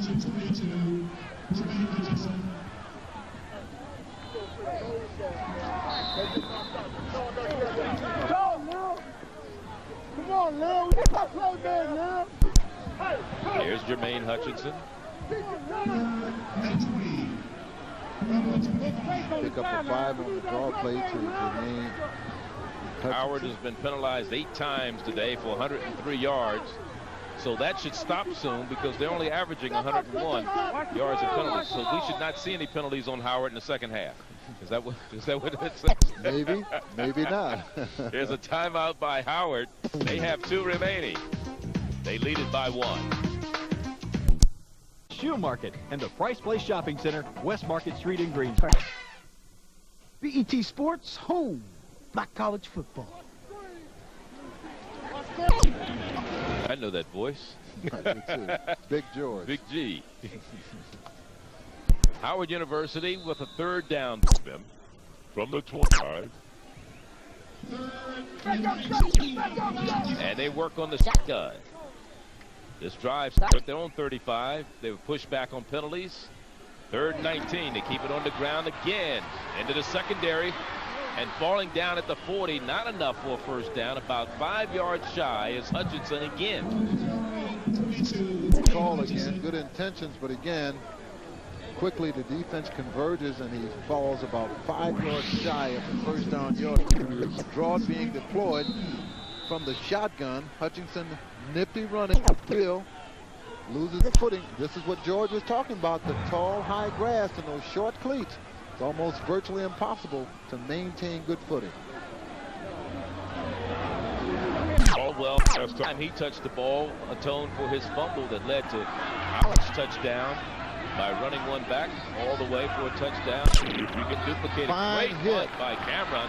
Fair catch call, and it goes out of bounds. He's hit 2 great ones that have gone out of bounds by the 10. This one will be marked at the 9. 1st down and 10. Cameron is going to have to pay Howard University, and that's 50 yards from Mr. Cameron. equaling his longest of the season. He's got to pay me. I helped him out with some techniques during pregame warm-up. I see they've paid off. I want to be paid now. I'm only serious, folks. So from the 9 is where the Aggies will go to work. They have scored the last 2 times they've touched the ball. They went down the field on a long 93, 94 drive. And they ran back a 56. punt for a touchdown. 68 yards, I mean. Now let's see if they can do anything with only 18 seconds left in the first half. They don't have a lot of time to go. So whatever they do, they're going to have to do quickly. You know, I relish to see defenses play prevent defense. Well, they're going to kneel down. They're not going to. I know what you're saying. Because they give up more yardage playing prevent if you wouldn't if you played just normal conventional defense. So they take a knee. That is Adon Hall. The clock will run out, and the first half comes to an end. And it's a 1-point ball game with Howard University in front of the Aggies, 14-13 on homecoming. We'll be back.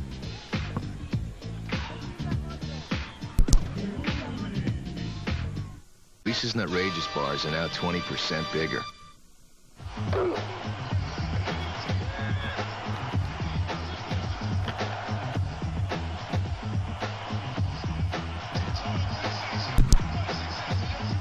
Today's halftime is being brought to you by Shell, moving at the speed of light. But now let's go down on the field as the Howard University Marching Bison Band doing their thing right here, homecoming 1997 at Aggie Stadium. The Howard University Marching Band.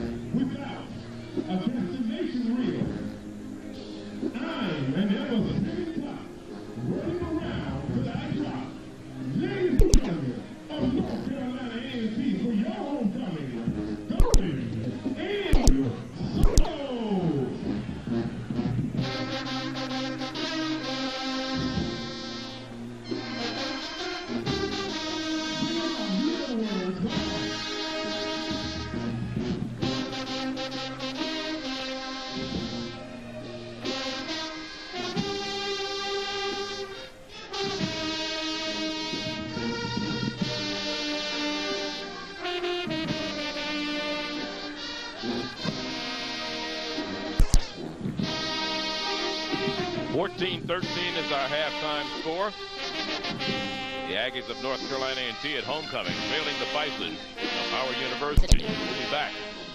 More half activities from Greensboro in just a moment. Today's halftime report being brought to you by Shell, moving at the speed of light.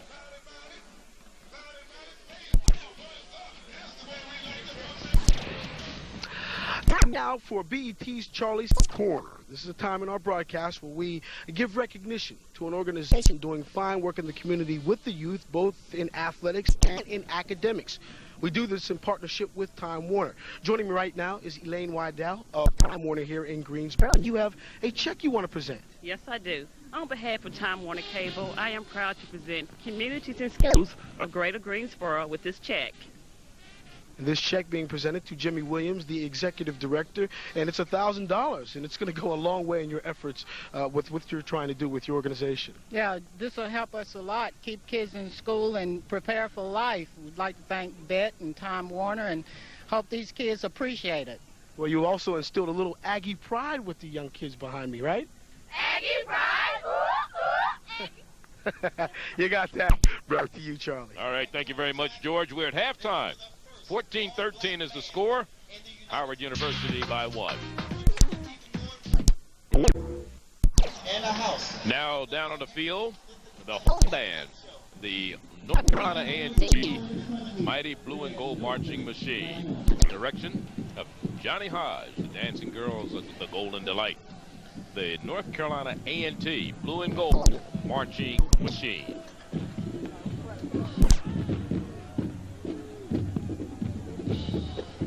Okay, Aggie, keep your eyes on the field. Don't make it so hot, but golden delight is pure fire. Listen to the sound of the blue gold marching machine.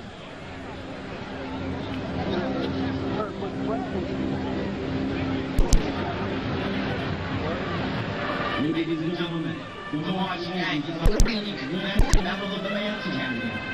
We were also selected in Sports Illustrated as one of the top 10 bands in the country. And most recently, the Marching Aggies were selected by the National Football League as the official band of the Carolina Panthers. You continue to be number one because no one knows the Aggies.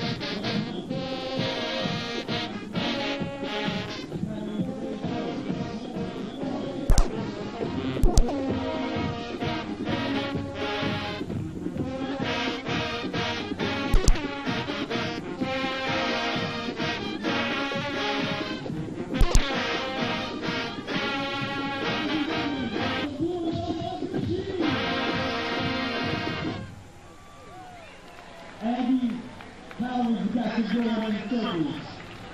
A&T wants to bring it back home. Listen as we play some Lisa.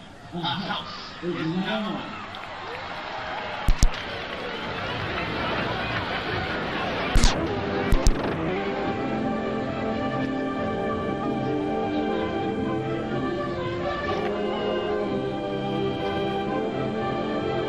Please look over the entire formation of this house.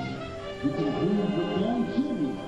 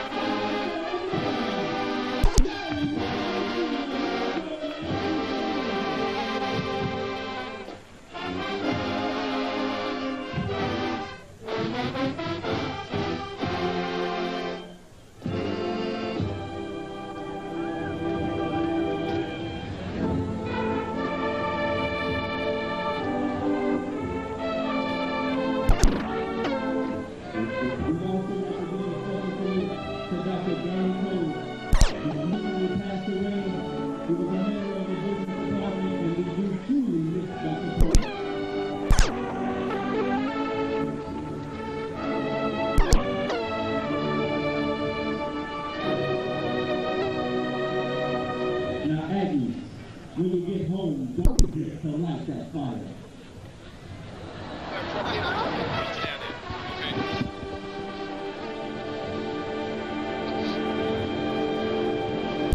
Aggie Stadium, Greensboro, North Carolina, and the North Carolina A&T mighty pitching machine. Fair time. And the Aggies trailing University by a score of 14-13.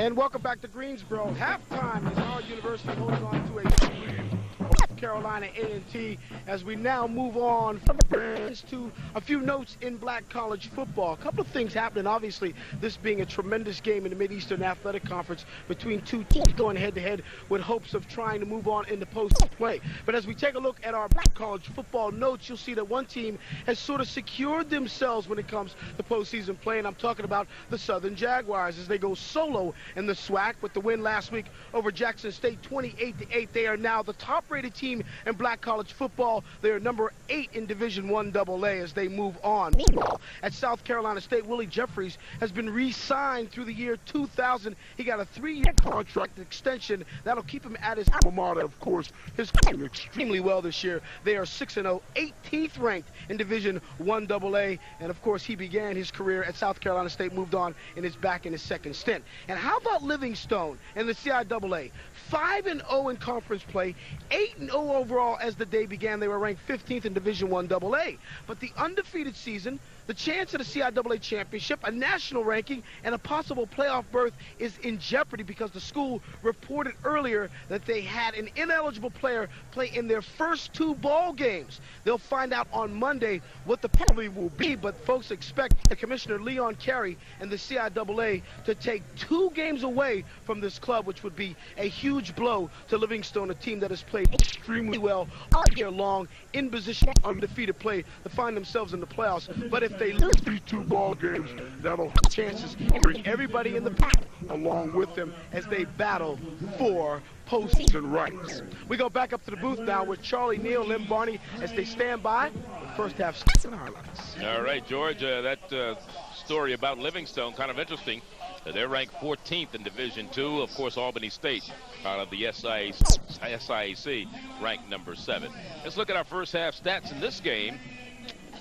They see the rushing yards and passing yards, 175 for the Aggies, 140 for Howard University. In the turnover situation, both teams have turned the ball over a combination 5 times. Possession goes to Howard University. Individual statistics. Hutchinson with 49 yards. Aggies Bass Knight with 76 on 7 attempts. As far as the receiving is concerned,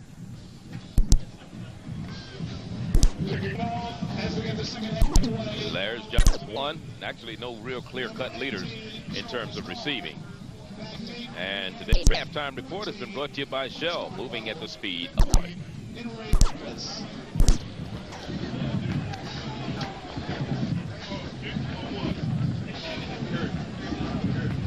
Again, to remind you, this game is on tape delay to be played back this afternoon. Howard University kicking off to start the second half of today's contest.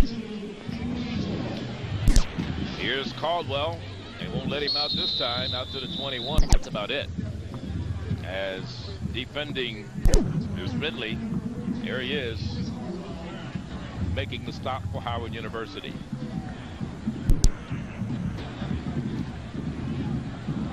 Ten yards on the return. So from their own 11-yard line, as you look at Bill Hayes, 5th year at A&T, 12 years he spent down the road at Winston-Salem, 22-year career, 154 wins.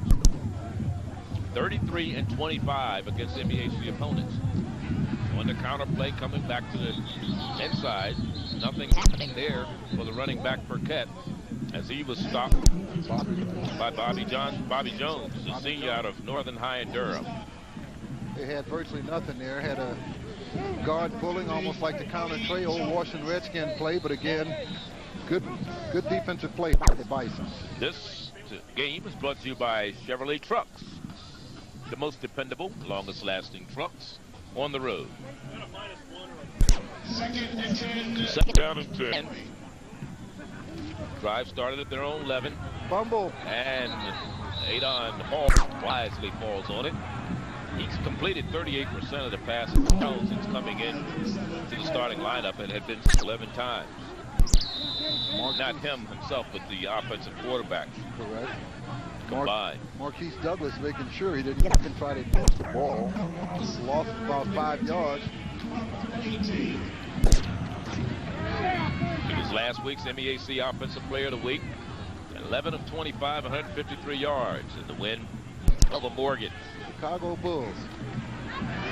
Pass inside, incomplete. Trying to hit Douglas. Rogers covering number 26 for the Bisons. A little high. Might have been good for a first down had the ball been down a little bit. So to bring up a 4th down punting situation for Aggies from their own 19-yard line. Hospital ball there thrown by Hall. A bit high. The receiver went as high as he could, but again, no avail. 4th down punt situation. Antonio Moore will punt it away. Redden will be deep man back to Howard. Moore had one blocked earlier. Nice high kick, but not getting a lot of distance. And Redden wisely stays away from it as the ball dies at the 43 of Howard. And that's where they'll go to work. 1st down and 10, leading by 1, 14-13. A 38-yard punt by Antonio Moore. Trial run sale now at Ford's new truck, 1007 South Avenue, Greensboro. University, 1st down and 10, has the ball at their own 40-yard line. And Hutchinson, the lone setback behind the quarterback. Hutchinson gets the call, and Hutchinson falls for a yard to about the 44-yard line. Bill Hayes. DJ Little, one of the linebackers from the teaming of the tackle on Hutchinson. A yard gain, 9. Ball's at the 44-yard line. Stuart Broom has checked it up now, replacing Hutchinson. And Leonard is in a wing position from the shotgun. Ted White stands up, looks downfield, brought down. What a tackle, face to face by number 52, Jay Reed, senior, out of Burlington, North Carolina. Get all the way down, he can't get halfway down, particularly when he's in that pile. Defensively trying to scramble. Good job of averting some would-be tacklers here, but now he meets opposition, can't get all the way down. McNeil relentless in his all day to put pressure on quarterback Ted White. Brings up a 3rd down and approximately 8 yards to first down yardage. Ted White 2 weeks ago against Bethune failed to throw a touchdown pass, first time in his career, and he's been out so far today. Although MacArthur Johnson is out there, can't get his hands on it. That's who the intended receiver was, Corey Coaston, covering downfield. And it'll bring up a 4th down punting situation. Torrey Colson on the coverage, outstanding coverage, deep pass. He's using the sideline as an extra. He's got the intended receiver Johnson, who's out of the camera frame there, covered quite well. Brings up a 4th down punting situation from their own 45-yard line. That's Howard on here. Last time Cameron punted, he got off a 50-yarder. Gets off another spiral. This one's fielded by Caldwell. And Howard had the sideline going for him that time. They wouldn't let him loose, and he gets it back out to about the 35-yard line, where it'll be first down and 10. 14-yard punt. That's all that one was.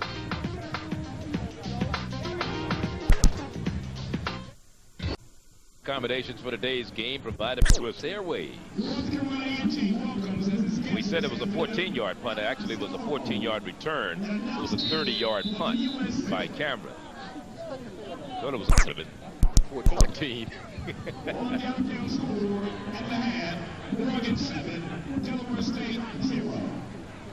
First and 10. Aggies on the counter play again, keeping the ball on the ground. Look at Maurice Smith run over people into Howard territory at the 5-yard line. Talking about putting the knees in somebody's chest. Indeed. Fine run by number 43, Maurice Smith. 19 yards, Lim. 19 yards. He is. Fake the counter tray, a P plunge play right up the middle. He's protecting the ball, running over would-be tacklers, and eking out 19 yards on the carry. First down 10 from the 47-yard line of the Bisons of Howard University. Fast night inside the 25 to the 41-yard line. 4 yards on the gain. Second down, make it 6. Maybe even 5. Just 5. Tough runner. Second down. 56-yard run for a touchdown early. I'm going to jinx us. Don't do it. We haven't seen a penalty flag in the second quarter. That's some good news, though. You say there wouldn't be any against Howard anyway. Last night in motion, misdirection. Again, Mark Smith gets the call. Had the first down. Gets down to the 39-yard line. It'll be 3rd down and 2. Linebacker Clarence Peacock on the spot, preventing him from making first yardage, coming up about 3 yards shy. Peacock missed the last 2 games from that linebacker spot out of Smyrna Park because of a shoulder injury, along with Curtis Allen. It is again. They fake the counter tray. Another P plunge right up the middle for the running back. 3 yards shy of first down yardage. 3rd and short. Bass Knight. Hit in there by number 55, originally Rodell Beer, out of Loyola High in Randallston, Maryland. Had some help from number 88, the young man who ran the first touchdown in off the block. Number 88, Lonnie Barnes. So it's 4th down and about 1.5 yards. They look like they're going for it. Ball is not left the field. Billy Hayes decides, let's go for it. Well, they're going to run out of time and have to take a timeout if they don't get in the huddle with the play call. And the crowd is into it. Now, game time, play clock is down to 8 seconds. It will be a 5-yard penalty if they don't get the ball off. They've wasted valuable time. They got the crowd. Everybody's trying to say call timeout. They're not going to call. And now they're going to call a timeout. First time out of the second half. Let's see if that comes back to haunt them somewhere down. And we'll be back. And I believe in comfortable shoes. Still in contention for a Heritage Bowl spot as the second place team. Here's some of the games and what they have to face. Next, they'll play Norfolk State. Then they'll play South Carolina State. That game will actually be in Washington, D.C., not at South Carolina State. That game will be at their stadium. Then they'll play Morgan State in San Diego. They'll go out to San Diego for that one. Then they'll close out the season at Delaware State. So that's the look at what Howard has left this year. And again, they keep the ball on the ground. Let's see if they got it. They may not have gotten it if they've went on 4th down. And again, on the carry was Maurice Smith. Let's see where the officials spot the ball. It looks like it's right at the 38-yard line. I believe they had to get to the 37.5. That's going to be a tough spot, too, from the sideline judge as he continued to walk on an oblique angle in for where the ball was finally put down. The runner stretched the ball out as far as he could with his arm. Here's the chain. They did not make it. They did not make it. It is short. I mean, you're talking about a game of inches. Look how short it is. Fine defense on the right side deployed by the Bisons. Everybody's all-out effort. Here it is. Bodies pushing, bodies pushing, bodies pulling. Again, nothing there. Down in about 1.5 yards. They're turned away on downs.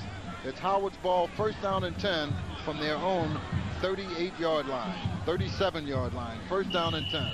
Aggies have been pretty good on 4th down conversions this year coming into that one. They were 7 of 11, which is 63%. Within Howard's defense on 4th down, they were giving up about 50%. So they shouldn't say Howard at least rose to the occasion that particular time. There is Miss Homecoming. 1st down and 10, Howard at their own 42-yard line. 2nd possession for them of the 2nd half, leading by a point, 14-13. 9:05 left 3rd quarter. Ted White with a full backfield going straight ahead. They keep the ball on the ground and a flag goes down. We may have illegal procedure against Howard. Or offsides against A&T. It may have been Chris McNeil. No, has to be. He jumped like a bullet. Get a chance to see it, make the call yourself. It wasn't Howard to get any more penalties today. It's A&T's time now. Here's Chris McNeil from the top. He did jump a bit prematurely.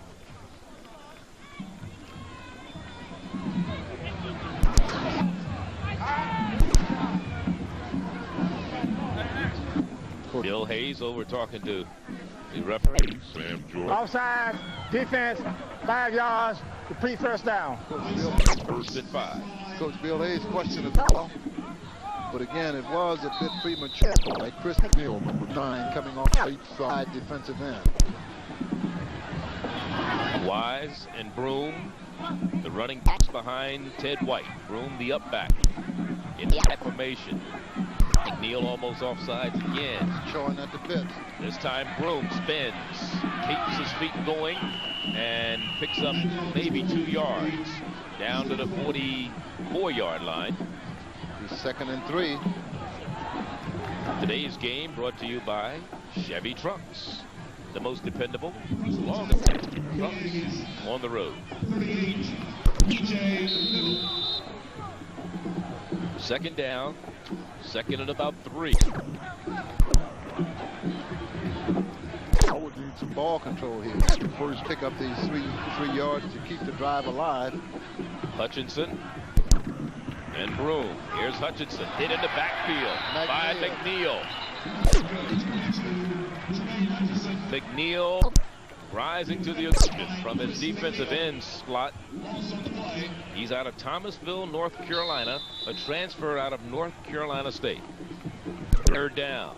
We'll have a trip to Hawaii this year to play in the hoop. He deserves it. Indeed. Well, there it is. He even this year and completed it. Well, he can do everything. Fine athlete. Business management. In 4 games last year, he had 10.5 sacks. In 3 games this year, the last 3 had 10 coming into this one. Here's Ted White back to pass. And it's caught on the far sideline. 1st down, still on his feet, is Redden, and Redden out of bounds, but a 1st down at the 40-yard line. So Cedric Redden, what a great pass by Ted White, who threaded the needle to get it along the sideline in front of the defender. That's turned it into a 1st down. Certainly did, Charlie. Just an outstanding pass. A great catch and throw from Cedric Redding. Here it is. To Redden. A break the tackle. Here it is. Good job here by number 28, Jerome Knight, using the sideline as an extra man. 21 yards on the And here's another running back, Darrell Bell, in the lineup, the sophomore out of Middletown, Ohio. Dirty laundry on the field. That's probably holding. It's a good run. Excellent run. You said DC, Howard. Wait a minute. They weren't supposed to get any more penalties. That's what I was about to say. But every time they have a long run, they hold. It's negated by a penalty. Good job. Good run. B for naught.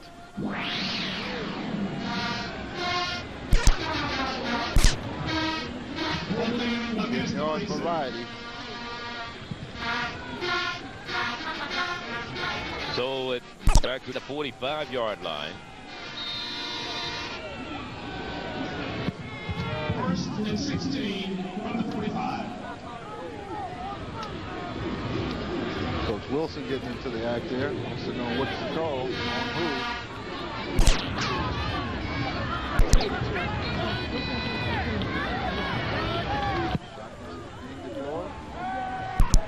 He still on his feet. Throws, has a man out there. If he can catch it, the ball wide open is Leonard Stevens, the sophomore out of Lawrenceville, trying for his 5th catch of the year, his first touchdown, and he let it go. Wide open. I tell you, Charlie, how many times do you see this in a scenario of a ball game? Receiver runs an excellent route. He gets separation from the defensive back. Phenomenal job by White getting away from a defender.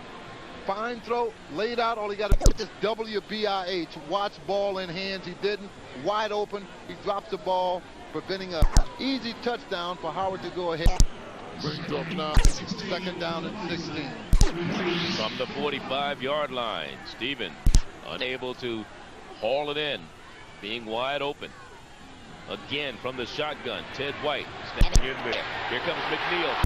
Side, caused the fumble, and Howard falls on it. Another McNeil sack. moving around. You don't know which side he's coming from. I respect Lem. Before today, McNeil in 10 games played in the 1-25 sacks. Last year, 5 of the 8 MEAC teams had fewer than 25 sacks, so he's a team all by himself. He is, Charlie. He's a workhorse. He moves from sideline to sideline. Sometimes they line him up on the left side defensively. Another time on the right. They've even deployed him out of the middle. He's a tough, tenacious, relentless defensive ball player. He's getting all of his rewards. 3rd down.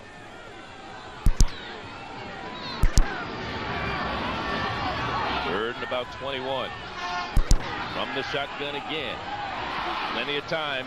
He's trying to hit. Number 80, intended receiver, Greg Tyler. Excellent defensive play. Tyler couldn't get to it. As you said, excellent defensive play by Corey Costin. And he's done a great job this afternoon. He certainly has, Charlie. You get a chance to see it again. Unabated by pressure is Ted White. Fires a spiral downfield. Good job. Good close here by the defensive back, number 2, Kerry Colson. I know you can appreciate that being a defensive back. Yes, I can. Excellent coverage. Had him outside. You had him on a zone coverage. Inside shoulder. So you never let anybody get behind you, right? Well, so you didn't have to worry about it. Short punt. And the kick by Cameron moves the ball down to about the 20-yard line. 31 yards on the punt. Sweet caramel, salty peanuts, it's payday. Some of the capacity crowd on hand that normally seats 22,000 here at Aggie Stadium, and of course they've added some bleachers, and it figures about 30,000 here. Great afternoon for football. Nice sunny day. Not too bad, not too bright, not too hot. After the rain last night, didn't know what was going to happen. Here's Adon Hall. The pressure. Throws a long bomb. Incomplete. In and out of the hands of the intended receiver. Number 21, Carnell Burkett. Burkett. Omar Evans got turned around, didn't see the ball. Burkett, for some reason or other, just couldn't haul it in. So we've seen 2 long drop passes by either team. I'll tell you, Charlie, here it is again. Good route, a good throw. A little pushing off. There, a little pushing, but I mean, inadvertent pushing. But again, Burkett should have came up with here it is. Hall, scramble, heaved it as far as he could. Good trajectory on the ball. It should have been caught. Great position there by Evans again. Second down. Live action. Incomplete. In too high for Henry Douglas. And covering that time, Chris Rogers, the junior out of Largo High in Largo, Maryland. Ball a little too high for Douglas today. In fact, Douglas hasn't really had a pass that was down in an area where he could catch. They've all been high. We've had to stretch his body out for him today. It is the 3rd down and 10 at the 20. The station everyone is talking about. All new WQMG 97.1 FM. 3rd down. Back to pass again. Hall looking for Douglas. Intercepted by Rogers. And Rogers is down. That's the 2nd interception today. 4th turnover. And we have a flag down. Late penalty, perhaps unnecessary roughness by the Bisons. Again, Rogers playing zone coverage. The pattern was an inside route by the intended receiver, like a dig pattern. It's not a post, it's a dig pattern. He squared it to go back across the middle. Ball overthrown by Hall. Face mask. So they're going to task a face mask on the interception by Chris Rogers. Face mask against the blue team after the ball was caught. First down, 15 yards. So they'll move it inside from the 38 line. Here's Hall again. Fades back, looks for his intended receiver, looking left all the way. Here it is, a little high. Intended for number 15. Douglas again, outstanding position by Rogers. 3 high passes in a row. I'm wondering if the ball is slipping out of his hands are wet or what. Again, fine turnover for Rogers. Steve Wilson, his team threatening again. They've had opportunities that they haven't taken advantage of today. This is the 4th time that the Aggies have turned the ball over. Howard has converted twice. Actually, they've only converted once on the turnover. The other one was on a block kick. This time, Bell, who's seeing some action. His 2nd run of the afternoon, but he loses 3 yards. So it'll be 2nd down and 13. Today's game brought to you by 1-800-COLLECT, the way we call collect today. Dario Bell was the runner last play. Loses 3 yards on the play. Good force, good field, good containment on the right side defensively for the Aggies of North Carolina A&T. And we said earlier, Lem, how Howard has stumbled in the red zone this year. Here's another chance and an opportunity for them to put some points on the board, trying to move the ball to the field. Here comes backside pressure, and Ted White scrambles, checks inside, and is down to the 19-yard line. Picks up about 5 yards on the scramble, maybe 6. But it still be 3rd down and 3rd and about 7. Again, ominous pressure being applied by the tenacious Chris McNair. He's lined up on the left side defensively, had a chance to clobber him, but just a little shade block there. I mean, a hole, really, by the defensive tackle. And White scrambles upfield, 6 yards. 14-13 is our score. 4:05 left in the 3rd quarter. Howard University by 1. Ted White from the shotgun. Back to pass. McNeil on the left side. Has some time. Scrambles forward. Trying to get to the 1st down marker will be way short. And he had to get to about the 12. He stopped just shy of the 15. And it'll bring up 4th down. Now let's see if they come up with Card, the young man who has been much maligned this year, freshman from Atlanta Southwest DeKalb High. Good job by number 75. Massimini bumping out the applying pressure defensive end. 32-yard field goal attempt. He hit one last week from 27 yards out. Low. It will not be lost. A knuckleball. 32-yard field goal falls way short for Mr. Card, who was 2 of 4 in field goals this year. Champ Columbus Quest taking on Teresa Edwards and the Atlanta Glory.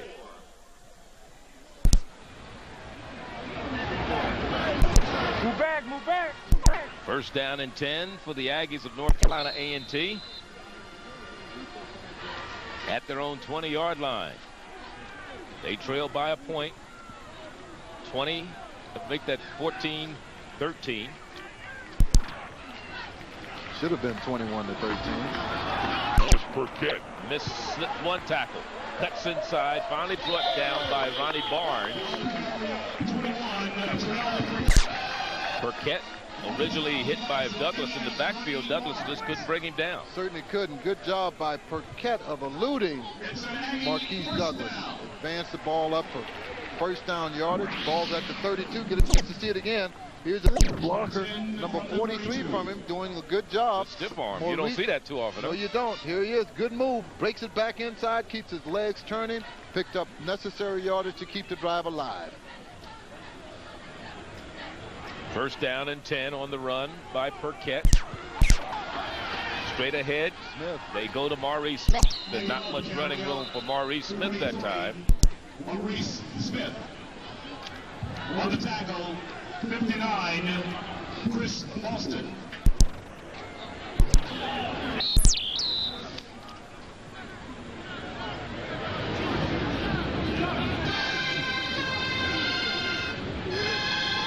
Sanders Shivers, the line coaches for Howard University, who was former head coach of GHOE State. Nice sights and sounds here at Homecoming 97 for the Aggies. Capacity crowd. Good Last play. night, trying to turn the corner, knocked out of bounds in front of the Howard University bench at about the 38-yard line. That was allowed because of at least two trying to shoulder tackle the running back. You got to wrap him up. You got to wrap your arms around him. Here's a toss. It's a toss lead. Full back there. Here's Bass Knight. Approach one. Here's one shoulder tackle. Here's another one. He keeps his knees turning. You can't bring down good ball players with shoulder tackle. You have to wrap them up. Down at about 4. Back to pass is Adon Hall. Looks, has it in and out of the hands of the intended receiver. Bass Knight coming out of the backfield, and Barnes was there to make sure he couldn't hold on to the ball. It'll be 4th down. Barnes, outstanding coverage by Barnes, number 88, playing defensive left end.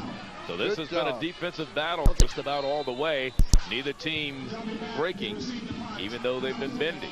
Good coverage by Barnes, as well as a picture-perfect tackle. Look at the skills on his feet. Does that make him feel good or what? So that'll bring on Antonio Moore to punt it away once again. He's had one block earlier today. Cedric Redden runs one down. And he'll let it bounce, and it's down at the 10-yard line. So Howard's 90 yards away, as leaded by one, a 52-yard punt by Antonio Moore. Charlie Neal, Lynn Barney. Johnson at Aggie Stadium. It's homecoming 97 for the Aggies. They trail Howard 14-13 here in the 3rd quarter. Here's Hutchinson trying to turn the corner, gets away from one man, reverses his feet, loses yards, back to the 5. Bad decision. Number 2, making a stop. Torrey Colson. That's a freshman. Yeah, that's the difference. Mistake. He felt something happened by going the other direction, and every time he reversed, he was losing yards. Indeed he was. You got to take what the defense gives you. And when they don't give you any more, you just duck it and head down. Pile it up right there. Offside. They get lucky. Yes, they do. Offside against the Aggies. No penalties. No penalty. I'm sure Coach Steve Wilson had a few things Line up in the neutral zone, baby. to tongue lash him about at halftime. Defense, 5 yards. We play first. So instead of the ball being all the way back at the 5, the ball out to the 15, well, it'll be 1st and 5 instead of 1st and 15. Or 2nd and 15. Steve Wilson, instead of being 2nd and 15.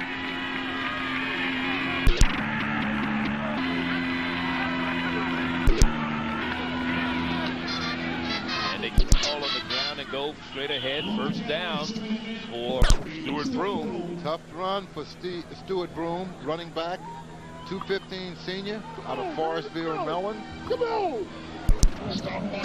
Tough run. Keeps the drive alive, keeps the change moving. A minute, 6 seconds remaining in this, the 3rd quarter. Homecoming Aggies of North Carolina A&T. A lot of crowd on hand, a lot of colors, a lot of fraternities, sororities, a lot of old classmates meeting and reminiscing. Ain't fun reminiscing. First down and 10 Saw a shot of Steve Wilson there. We'll talk about that in a moment as Broom gets another first down. Full power running now by Howard. Last week, they played Morehouse College for their homecoming. And, of course, Doug Williams, the former Redskins quarterback, is now the head coach at Morehouse College. The most ironic thing about that is those two players met in Super Bowl 22. Doug Williams, of course, was coaching was playing for the Redskins, and Steve Wilson was playing for the Denver Broncos, and that was the first time they'd met since then. 10 years later, really, in all honesty.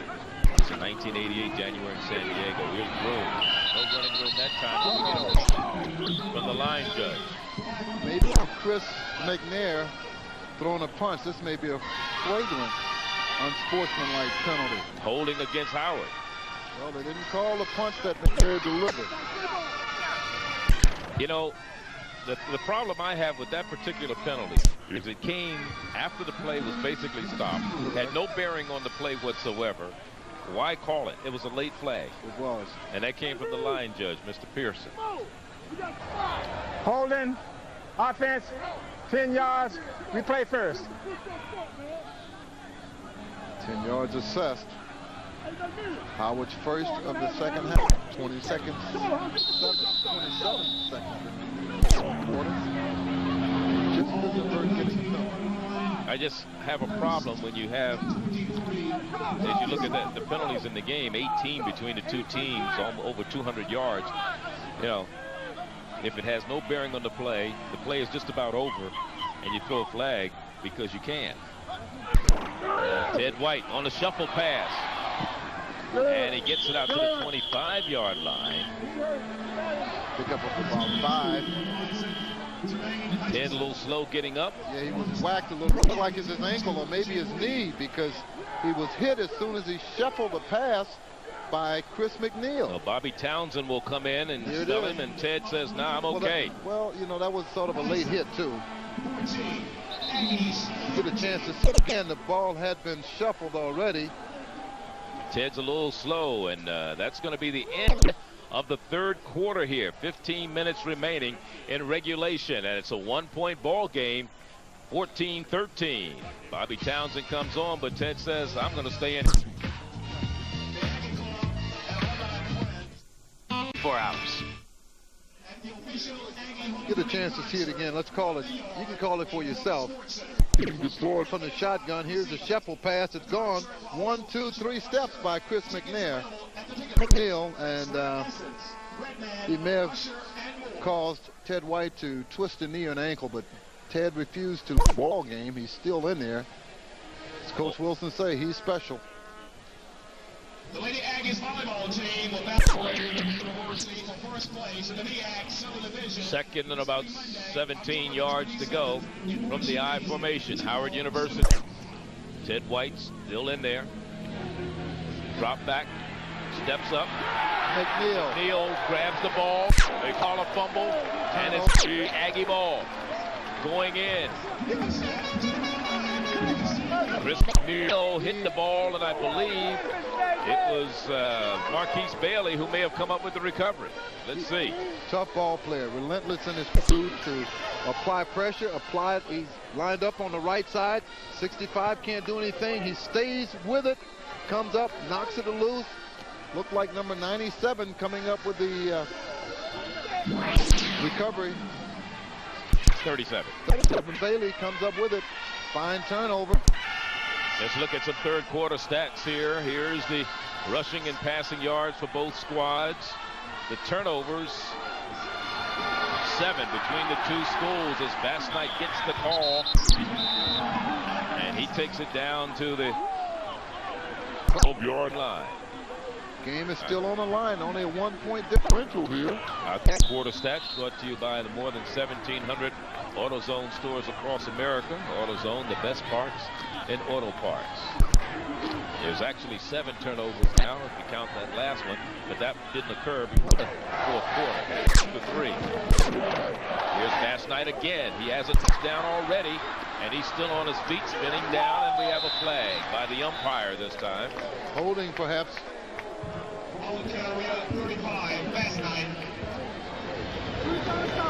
A little jawing going on between the holding it is. A little jawing going on between a couple of offensive players, and cooler heads prevail. One of the Howard men, Rick out the young man who was jawing and pulled him back. We don't need unnecessary penalties. Here it is. Good job. There's a holding down here at the bottom.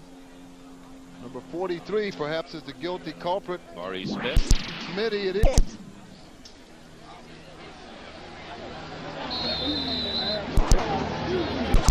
Ball now at the 23-yard line of the Bisons of Howard University.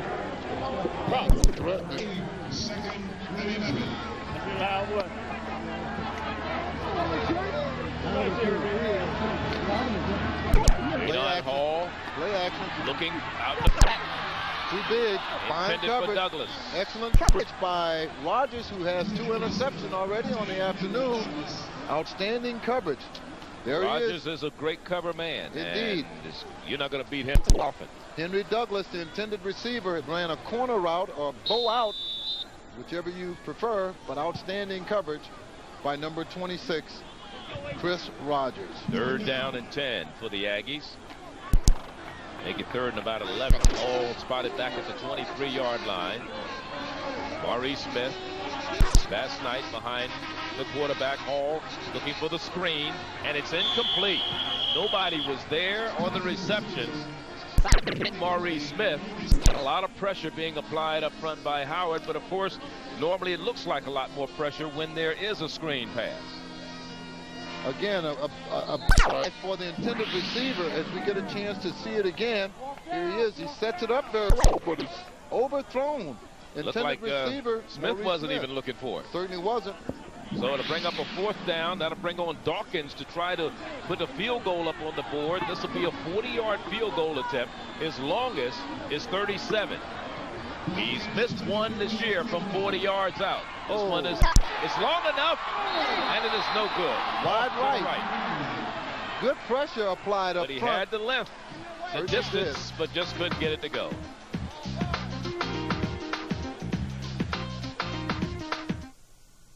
And I believe in comfortable shoes. A chance to look at the last attempt on the field goal by the Aggies of North Carolina A&T. Both teams have squandered opportunities to score. Here it is. It's got the distance. No hook at all. Dead away. Had more than the distance, but again, wide right, no. That's the second one he's missed today. One in the first half from 35 yards out, and this one from 40, while Howard's field goal kicker, Card, missed a 32-yarder here in the second half.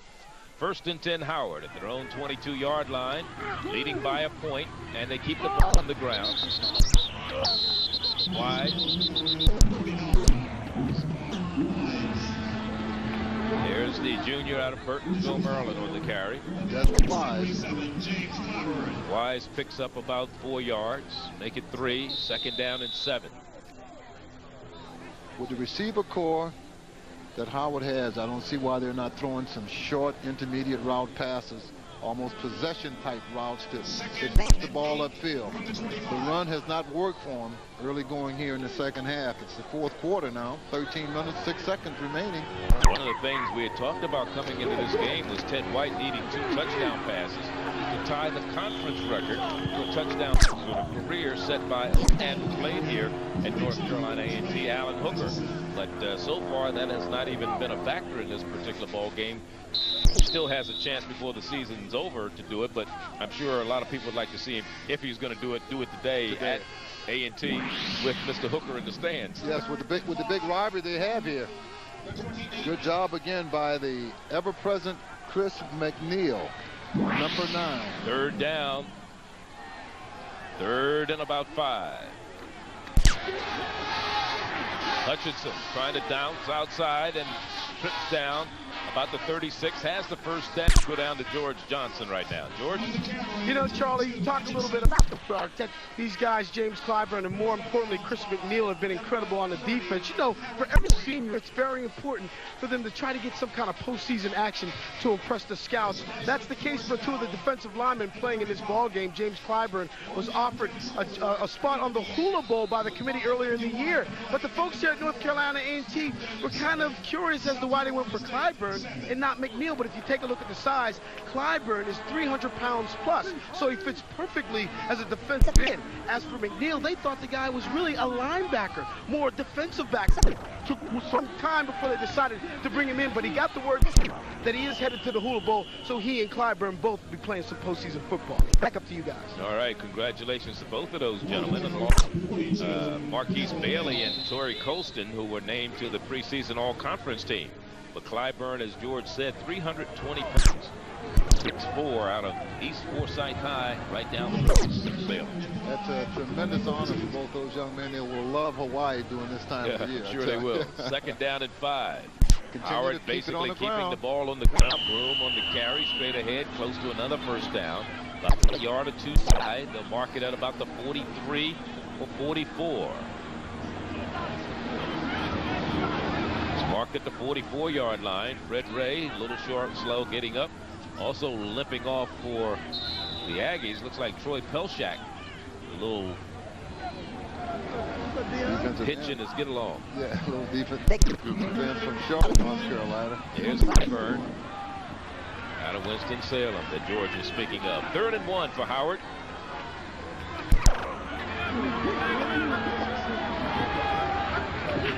Wise straight ahead.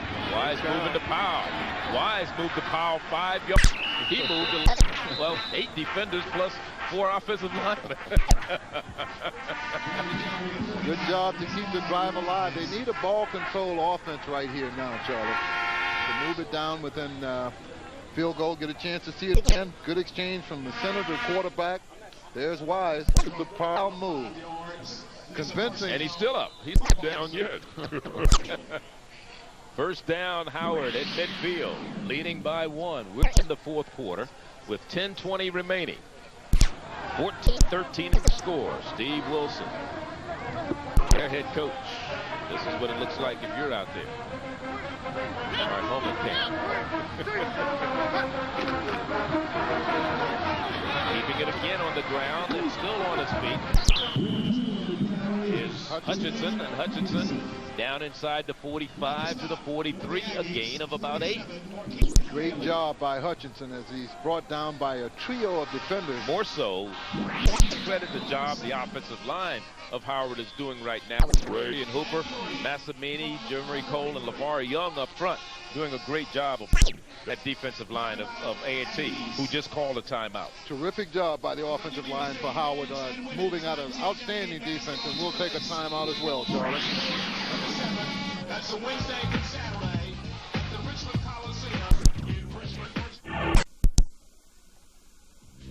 Today's game brought to you by Chevy Trucks, the most dependable, long-lasting trucks on the road. What's so ironic about what's happening in this whole series for Howard University? They're not that great of a rushing team this year. They were ranked 8th in rushing in the conference against the Aggies defense, which was ranked 3rd in the conference. But they're doing a pretty good job against them right now. A fine job, Charlie. And they're trying to do it ball control in the middle rather than trying to take it to the outside by the end, because they don't know always where number 9, Chris McNeil, will be lined he's on up. The right, he's on your right side if you're looking offensively at it this time. And this time, Clyburn had to hold on for dear life to stop Mr. Hutchinson. Clyburn rode him down. Hutchinson weighing in at 190. Clyburn 320. It's a lot of weight to carry, isn't it? It certainly is. Big down. Big down. Possession down in all of football. If you can maintain 3rd down conversions, you're going to win most of your ball games. And Howard good in that department this year on 3rd down situations. Let's see what they do here with the going straight ahead. He may have it. Close. Let's see where they mark it. Was it the right foot or the left foot spot? John Madden, huh? It's going to be tight, tighter than 10 toes in a sock, and the sock was only designed for 5 toes. So They're going to have to probably bring the chain on this one. Here they will. It's not convincing enough. Sam Jordan referee signals he does want the teams. Don't forget, if you want to find out what's happening in black college sports, especially if you're a computer whiz, you want to get on the internet, do as I do every Saturday night and Sunday, www.bcusports.com. Surf the web. Surf the web. Black college sports online. It's tight. They did not make it. They're about a half a yard shy. A&T went for their 4th down attempt with inches to go. Howard's going to go. Let's see if they can push it across. Howard, 36% this year on 4th down conversions, 5 of 14. The Aggies have only allowed 22%, 2 of 9. The official calls a timeout. On the out-of-town scoreboard, into the act, 5:42 to play the ball game. Now they're getting ready to roll. Now they're back on the field and ready to go.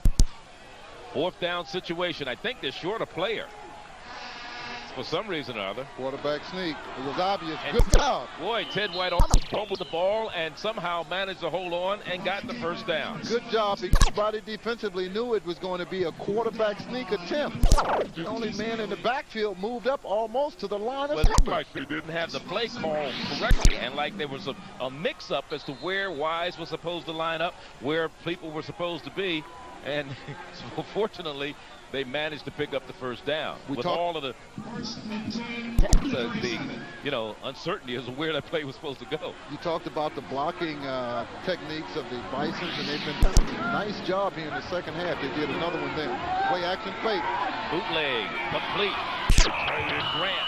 High grass again. It wasn't his footage. It was the high grass over there near the sideline where the ball is not run enough to mat that grass down. He got his right foot planted, but because of the high grass, he slipped, didn't get the 1st down, but he did pick up good yardage, just about 2nd down and 3. And that's only his 2nd reception of the year. He's out of Burtonsville, Maryland, Paint Branch High, 6'3", 220 sophomore. Gary Grant. 2nd and 2 from the 31.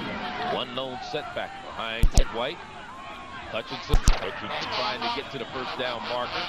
Inside the 30 to about the 29. He's still going to be about a yard shy of the 1st down. Let's go down to George Johnson, the sideline. George? All right, thank you very much, Charlie. You know, we want to sometimes bring you a little bit further than the football game. How about the legacy that exists here at North Carolina A&T? I have a couple of generations of the Garrett family. We start off with Willie, who was back here way back in the day, and now with the alumni band. When were you first here? I was here in 1963 to 1967, and I often come back to participate with the alumni band so I can, get a chance to interact with my old friends. We are fortunate because the group can do this. The alumni band is exclusive, and if you played football, you wouldn't be able to come back as a team. Right. But the band comes back every year as an alumni station. And then, of course, you must be extremely proud of the fact that your daughters also went here at North Carolina A&T. I have Jessica and April, who graduated a few years back, if I'm not mistaken, back in 1992. Is that what it was? Right, it was 92. And then, of course, you have your younger sister, April, who is now a cheerleader here at North Carolina A&T. I guess the Aggie pride, it just kind of passed down from Dad, huh? It's still alive, definitely. So is it different around here now than it was back in the day when, your years and a little different? I think so. She said that it was more alive than it is now. Absolutely. Well, listen, I appreciate your family joining us, Willie, and April and Jessica. We go back up to you, Chuck. All right, thank you very much, George. There is a time out on the field, and the time remaining 6:47 in regulation. 4th quarter here. Howard with a 1-point advantage. They have the ball. And then Accommodation to the BET crew today provided by U.S. Airways. And at a 3rd down and 2 from Howard University, the ball spotted right at the 30-yard line. The Aggies of North Carolina A&T.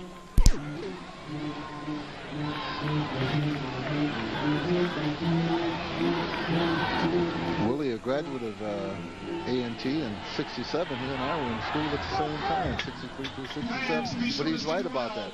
Everybody can come back who's an alumni and do something other than football. Yeah. Basketball, baseball, you come back track. and play some football, he'd be dead. I'm telling you. Plus, nobody wants to write insurance on former football players. They don't even want to write it on current football players. Ted White handing off to Stuart Broom, trying to get the first down. Got it. Leap forward, and then there's a flag. It may be face mask. It may be face mask, or it may be holding. Let's see. Again, the flag is late. Coming in at the end of the run. Face mask it is by the exuberant players of the Howard University. At the time it came in, you would think it would be face mask. Personal foul, it face is. mask it is. Against the Aggies. So the second penalties have been against North Carolina A&T. Only one to Bisons. Personal foul, face mask, defense, half the distance, first down, So first down. they tag on half the distance to the goal line from the point of the infraction after the first gain. And Howard knocking on the door, but they have not been successful in terms of drives getting into the end zone. No scores in the second half. Howard University, remember, scored on a blocked kick return. The next touchdown came after they recovered and went 6 yards in 3 plays. So they have not had any long sustained drives today that took them into the end zone as the ball goes to Stuart Broom. Time they've gotten close and knocked on the door. First drive of the game, they fumbled at the A&T 32. They also fumbled after the touchdown. I should say, got down to the 40, had to punt. Got down to the A&T 45, had to punt. Got down to the 15, 32-yard field goal that was no good. So no sustained drives for Bisons. And then whenever they made big plays, sustaining plays, good plays, they was negated by way of penalties. Penalties, you're right, and especially in the first half. So let's see if they can get this sort of a monkey off their back here. Fourth quarter with 5:4 to go. Lead by 1, second down 9. And a pass and a flag is thrown. Holding on number 2, I'm sure. A flag is thrown by one of the officials downfield. Looks like the field judge threw this one. Let's see who this is against. Maybe Terry Colson, number 2, holding. Ball was intended for the receiver that he was It's a covered. pass interference against Howard. Okay. And the intended receiver, Marlon Ward. Against the Bisons. Again, as we just spoke of it, just in our Time you get down there. Yes. Pass interference.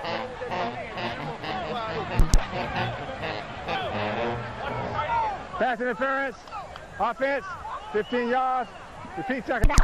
So it's a 15-yarder, so the face mask penalty that they gain, they take away from them. The ball is spotted all the way back to the 27, 28-yard line. Second down, Howard University. White running the offense. He's gone all the way. Desmond Wise is checked in at a running back spot. Out of Burtonsville, Maryland. He's the lone setback as White works from the shotgun. Darian Harris is on a slot to the left side. Put him back on the side where number 9 is lined up. Double teaming McNeil as he comes in, and Ted White scrambles down inside the 20 to about the 18, where it'll be third down. That was a good play. Good play by White. Everybody was covered. There was ominous pressures being applied. He saw a hole up the middle, and he ran for it. Get a chance to see it again. Things are happening quickly. See, there's the double team. See the pockets collapsing. It's an open there. He scrambles up the field, gets it across the 20-yard line. That's good yardage just in the event that he kick a field goal. Third down. Still a long ways to go, about 15. And they keep the ball on the ground, but nothing doing for Hutchinson, who gets down to about the 14-yard line. And it'll bring up a fourth down. Good yardage. So from the 14-yard line, which being about a 31-yard field goal, 32-yard field goal attempt, for Mr. Card. Two good plays. Two good plays. A good quarterback scramble up the middle by Ted White. Good handoff to Hutchinson, who gained about 6 yards. And now they've got the ball in the middle of the field. Good distance here. He should hit it.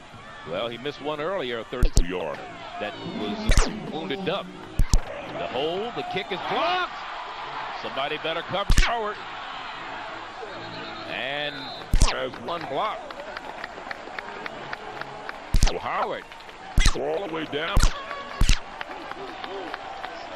14-yard line. Again, the sustained drive, not being able to take advantage of it. They went down to the 15 of once before and was unable to get the ball into the end zone. This time they take it to the 14 and the field goal is blocked, and we'll take a timeout. 14-13, and the Aggies have the ball with 3:46 to go. The 5th turnover today by the Aggies, and this one a costly one.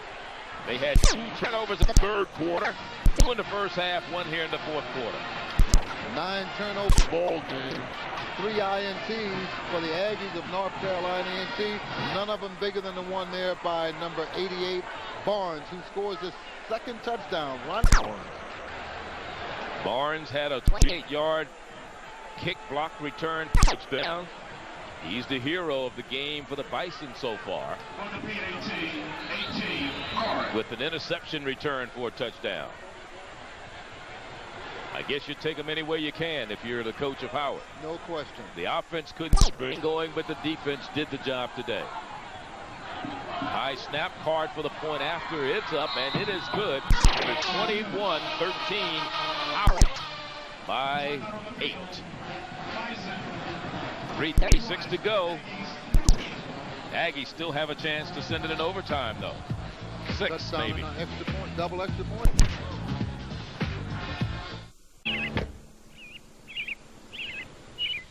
Let's look at this week's Sheridan Black College football poll.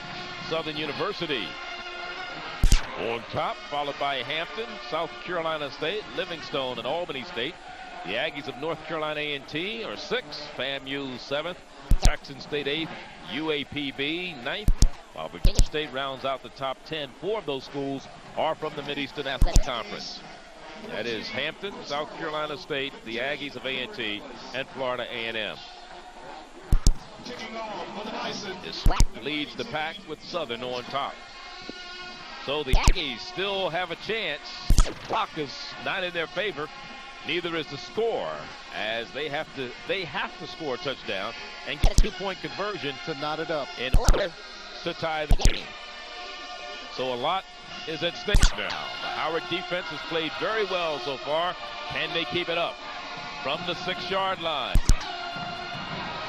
This is what they need, is a return for a touchdown, but that was not going to happen as Berman, backup wide receiver, made the defensive stop on the special teams.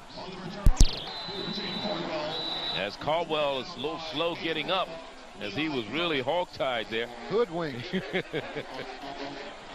He's had a kickoff return for a touchdown. The Aggies have had only 1 sustained drive for a touchdown. That was a 94-yard drive that occurred in the 4th with 5:50 to go.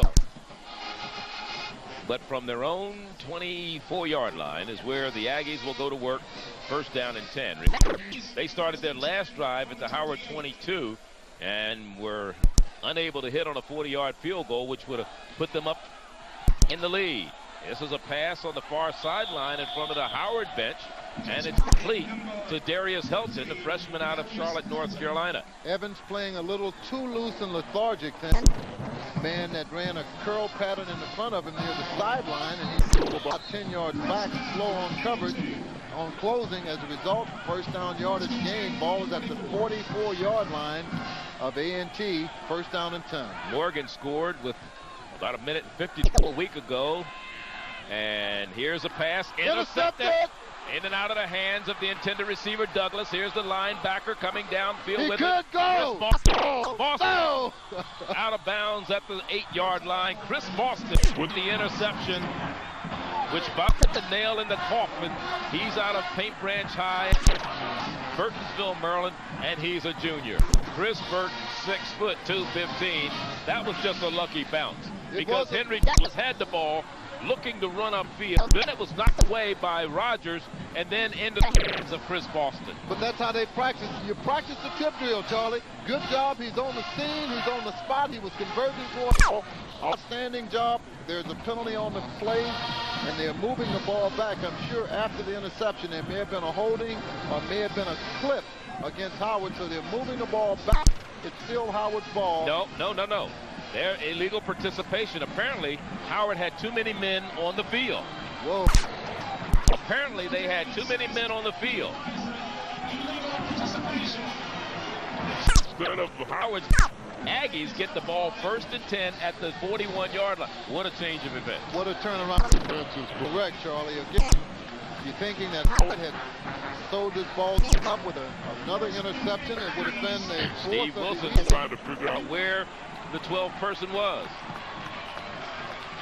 He's still complaining. Coach Greg Butler was sort of questioning the call as well. They'll only see tomorrow when they look at film who was the 12th man illegally on the field. I'd like to see if we could get a flag. There's still 13 on the field now. They look like they're 13 men on the field now. Yes. 1, 2, 3, 4, 5, 6, 7, 8, 9, 10, 11, 12. There's 12 men on the field now for Howard. Still too many. There are 12 men on the field right now. Somebody is not paying attention defensively that's supposed to be in there now. This is a prevent defense. Somebody's supposed to come out. What's going on? They're not attending to details. Somebody has to come off. It's like a glass of water. No more water can get the glass till some of that water goes. Another 5-yard penalty against Howard. Now let's see. 1, 2, 3, 4, 5, 6, 7, 8, 9, 10, 11. Now Howard's going to call a timeout. But they did have too many men on the field that particular time. Now let's see if we can go back to the interception before the ball was snapped. See if we can find and count how many people were actually on the field. Well, we understand we don't have it. Good. The Aggies will be in action Saturday, November 1st. Because it comes up 11.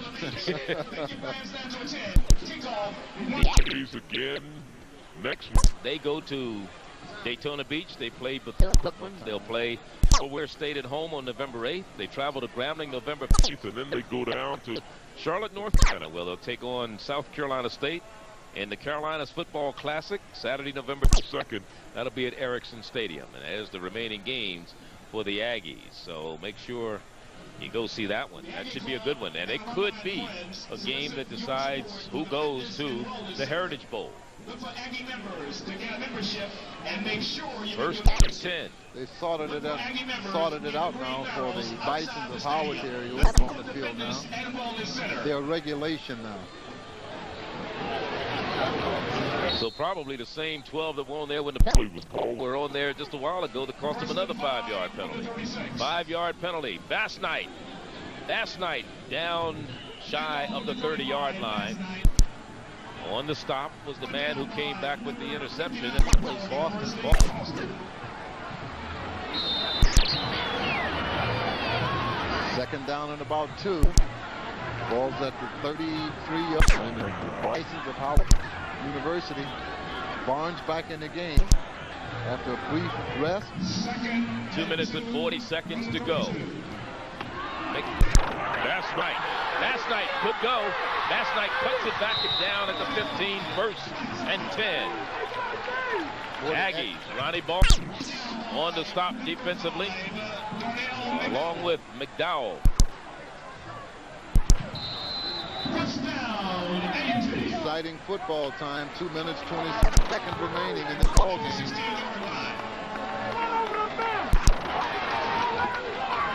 Receivers, they spread the field. Adon Hall has rallied them in a couple games. Throws. This one is caught this time and kept by Henry Douglas. He wasn't going to let that one bounce away as Omar Evans made the stop along with Boston. Boston and Evans teamed up on a curl pattern. 2 minutes and 9 seconds to go. Clock is running, but it has to be the 2-point conversion. Partisan crowd is rooting their boys on here. Everybody kind of thought it was all over a moment ago, but New life has been breathed into the offense of the Aggies. It could be illegal participation. And Bass Knight loses yards back to the 7-8 yard line. Fine job by defensive back number 26. Rogers. Fine job on a broken play by Bass Knight. There could have been illegal participation again, 12 men on the field, because Barnes didn't get off before the ball was snapped. Well, he was attempting to get off, so I guess but they let him go. He did it. And a timeout has been called. Meanwhile, let's look at our player of the game this week, brought to you by Quality Care Service from Ford and Lincoln Mercury Dealers. Our player of the game this week, none other than Chris McNeil. The fine defense from North Carolina A&T. Here he comes around the corner. One of his many tackle sacks of Ted White, causing a earlier in the ball game today. Chris McNeil from the Aggies of North Carolina A&T, Thomasville, North Carolina, transfer from North Carolina State. Ford player of the game, brought to you by Quality Care Service from Ford and your Lincoln Mercury dealers. There he is, Chris McNeil. We'll be back in just a moment.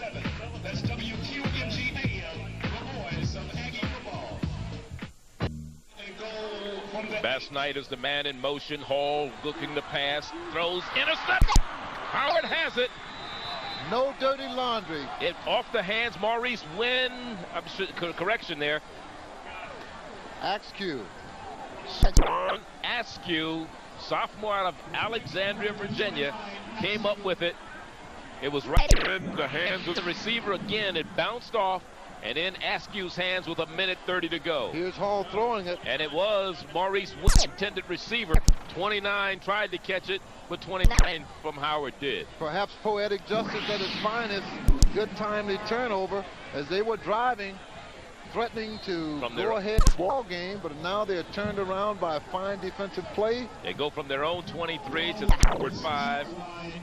And again, the sixth turnover of the game for the Aggies, and Howard University is just going to try to clock out with 1:24 to go and leading 21-13. So 3 interceptions make it 4 interceptions by Adon Hall today, but not all of them were his fault. There were a couple that went into a receiver's hands and just bounced out. Popped out. Again, they go by way of turnovers in the category giveaway takeaways. Again, it was a 6-3, but the turnover again was on a blocked field goal attempt too by Howard University for 4 for today. Ted White just kneels down with 42 seconds to go and the clock running. 4 interceptions in the ball game is a season high for Howard this year. They came into the day's ball game having intercepted 6 enemy passes in the first 6 games, and now 4 today gives them 10 for the year. We have to give Coach Wilson a lot of credit for getting his ball players to think about what they were doing and not cause unnecessary issues in the second half. Only 1 penalty in the second half for Howard University. Well, we said they probably wouldn't be penalized much in the second half after so many penalties in the first half, but that should be the last play of this ball game, and Howard makes it 3 in a row over the Aggies, spoiling their homecoming here in Greensboro, coming away with a 21-13 victory and pushing their record to 4-3 for the year. More importantly, are 2-2 in the Mid-Eastern Athletic Conference, while the Aggies of North Carolina A&T also fall to 2-2 in the conference, 5-2 overall. 21-13 as the final score. We'll be back to wrap things up from Greensboro in just a moment.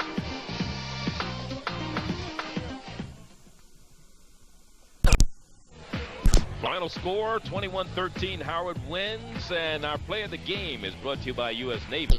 Let the journey begin, and this occurred in the first half of the day's ball game. In fact, in this quarter, and A&T trailing 14-7, but Chris Caldwell feels this Cameron punt and returns it 68 yards. Great moves here by Cameron. Starts up the side, reverses his field, starts down to the outside, then breaks it back to the middle and goes into the end zone untouched. And that put the Aggies within a point, 14-13. as the extra point was blocked, but it put them close. 68 yards for Caldwell, and we'll be back in just a moment. Meanwhile, that play of the game brought to you by U.S. Navy. Let the game begin.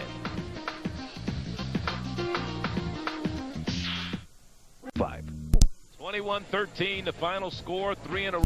Steve Wilson and the Howard University Bisons over the Aggies. A big one today, spoiling their homecoming, and Steve is with our Johnson right now. All right, thank you very much, Charlie. You know, you're telling the folks over at the Heritage Bowl, don't count us out. You're still in this thing after this victory today. Great win for us to come in at North A&T's homecoming. A very fine football team. The kids played great. Had a couple of plays, the punt return and the run that they broke on the third down was the plays that get the chance, but our offensive line and defensive line did a great job. Defense as a whole did a tremendous job. Late in this ball game, came up with good plays to preserve the win. Our defense has been playing great the last 3 weeks. You have a chance to see them. But I think one of the things that really came of age, they're taking some heat. That's our offensive line to drive their football about 7 minutes with everything on the line. That was a great job. How about Ted White? We saw him go down, looked like he was injured. You were sending Townsend in. He said, no way, don't bring him in. I want to play. Sort of bringing me back to the old Redskin days when Sonny told us to stay off the field. But Ted White, we saw the competitive nature in that quarterback. Well, he's a quarterback with a linebacker's mentality, and he had a good day, and he made the play. And we're healthy. Come out here and hopefully have a chance to win next week. Is this team starting to put things together? You started out the season struggling. What kind of things have you done to try to turn things around and still have hopes at possibly playing some postseason football? Well, the main thing, we're playing hard every day. And I can say this, we're finding ways to win. In the year, we found ways to lose. And with the talent that we have, we play hard, we have a chance. Okay, well, listen, good luck the rest of the season, okay? Thank you very much. All right, head coach Steve, Howard University. All right, thank you, George. Of course, Howard University coming to Greensboro, being victorious today, knocking off North Carolina State. 21-13. They go to Norfolk State next week before taking on South Carolina State at home, Morgan State in San Diego, and then Delaware State in Dover. And that's the way the Howard schedule looks down the road as far as the game stats in this particular contest. Now let's take a quick look right now to see what we had as far as passing yards. Ted White, not a great day, only 8 yards, didn't even throw a touchdown, but they outrushed the Aggies, beating them at their own game, 130-91. The Aggies did a great job in passing, 61-89. The penalties were a factor, especially early in the game for the Howard University team. Every time they started to move the ball, the yellow flags would come out. Both teams penalized a total of 22 times today for over 229 yards, and that's the big day as far as penalties are concerned. Most of those penalties, though, for Howard in the first half. A&T picked up a majority of theirs in the second half. Third down conversions, as you see, defenses both sides of the were pretty tough. 12 for the Howard University team, 11 for the Aggies. 4 interceptions, though, for Howard. That's the story of the ball game right now, and none bigger than the one that came with just over a minute down near goal line for the Aggies. 6 turnovers for them today, 3 for Howard. That's the story of the ball game left. Yes, it is, Charles. I think you summed it up good there. The big one was the last interception by Hall. They were threatening to get it in, and if they had scored, they still had to come away with a big 2-point conversion to tie the ball game up to go into overtime. But again, overall, the Bisons played an outstanding defensive ball game. All right, 21-13, our final score from Greensboro. Hope you've enjoyed us and our telecast of Black College football here on BET. For Lem Barney, George Johnson, and all of us here at BET Sports, Charlie Neal saying so long from Greensboro, North Carolina, with a final score. Howard University beating the Aggies of North Carolina in 21-13. See you December 6th. ABL basketball on BET will be coming to you from Columbus, Ohio. Until then, so today's game has been brought to you by the more than 1,700 AutoZone stores across America.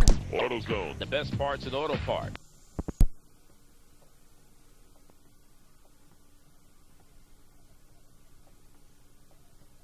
Horrible night when I kept diving into that icy cold water. I tried to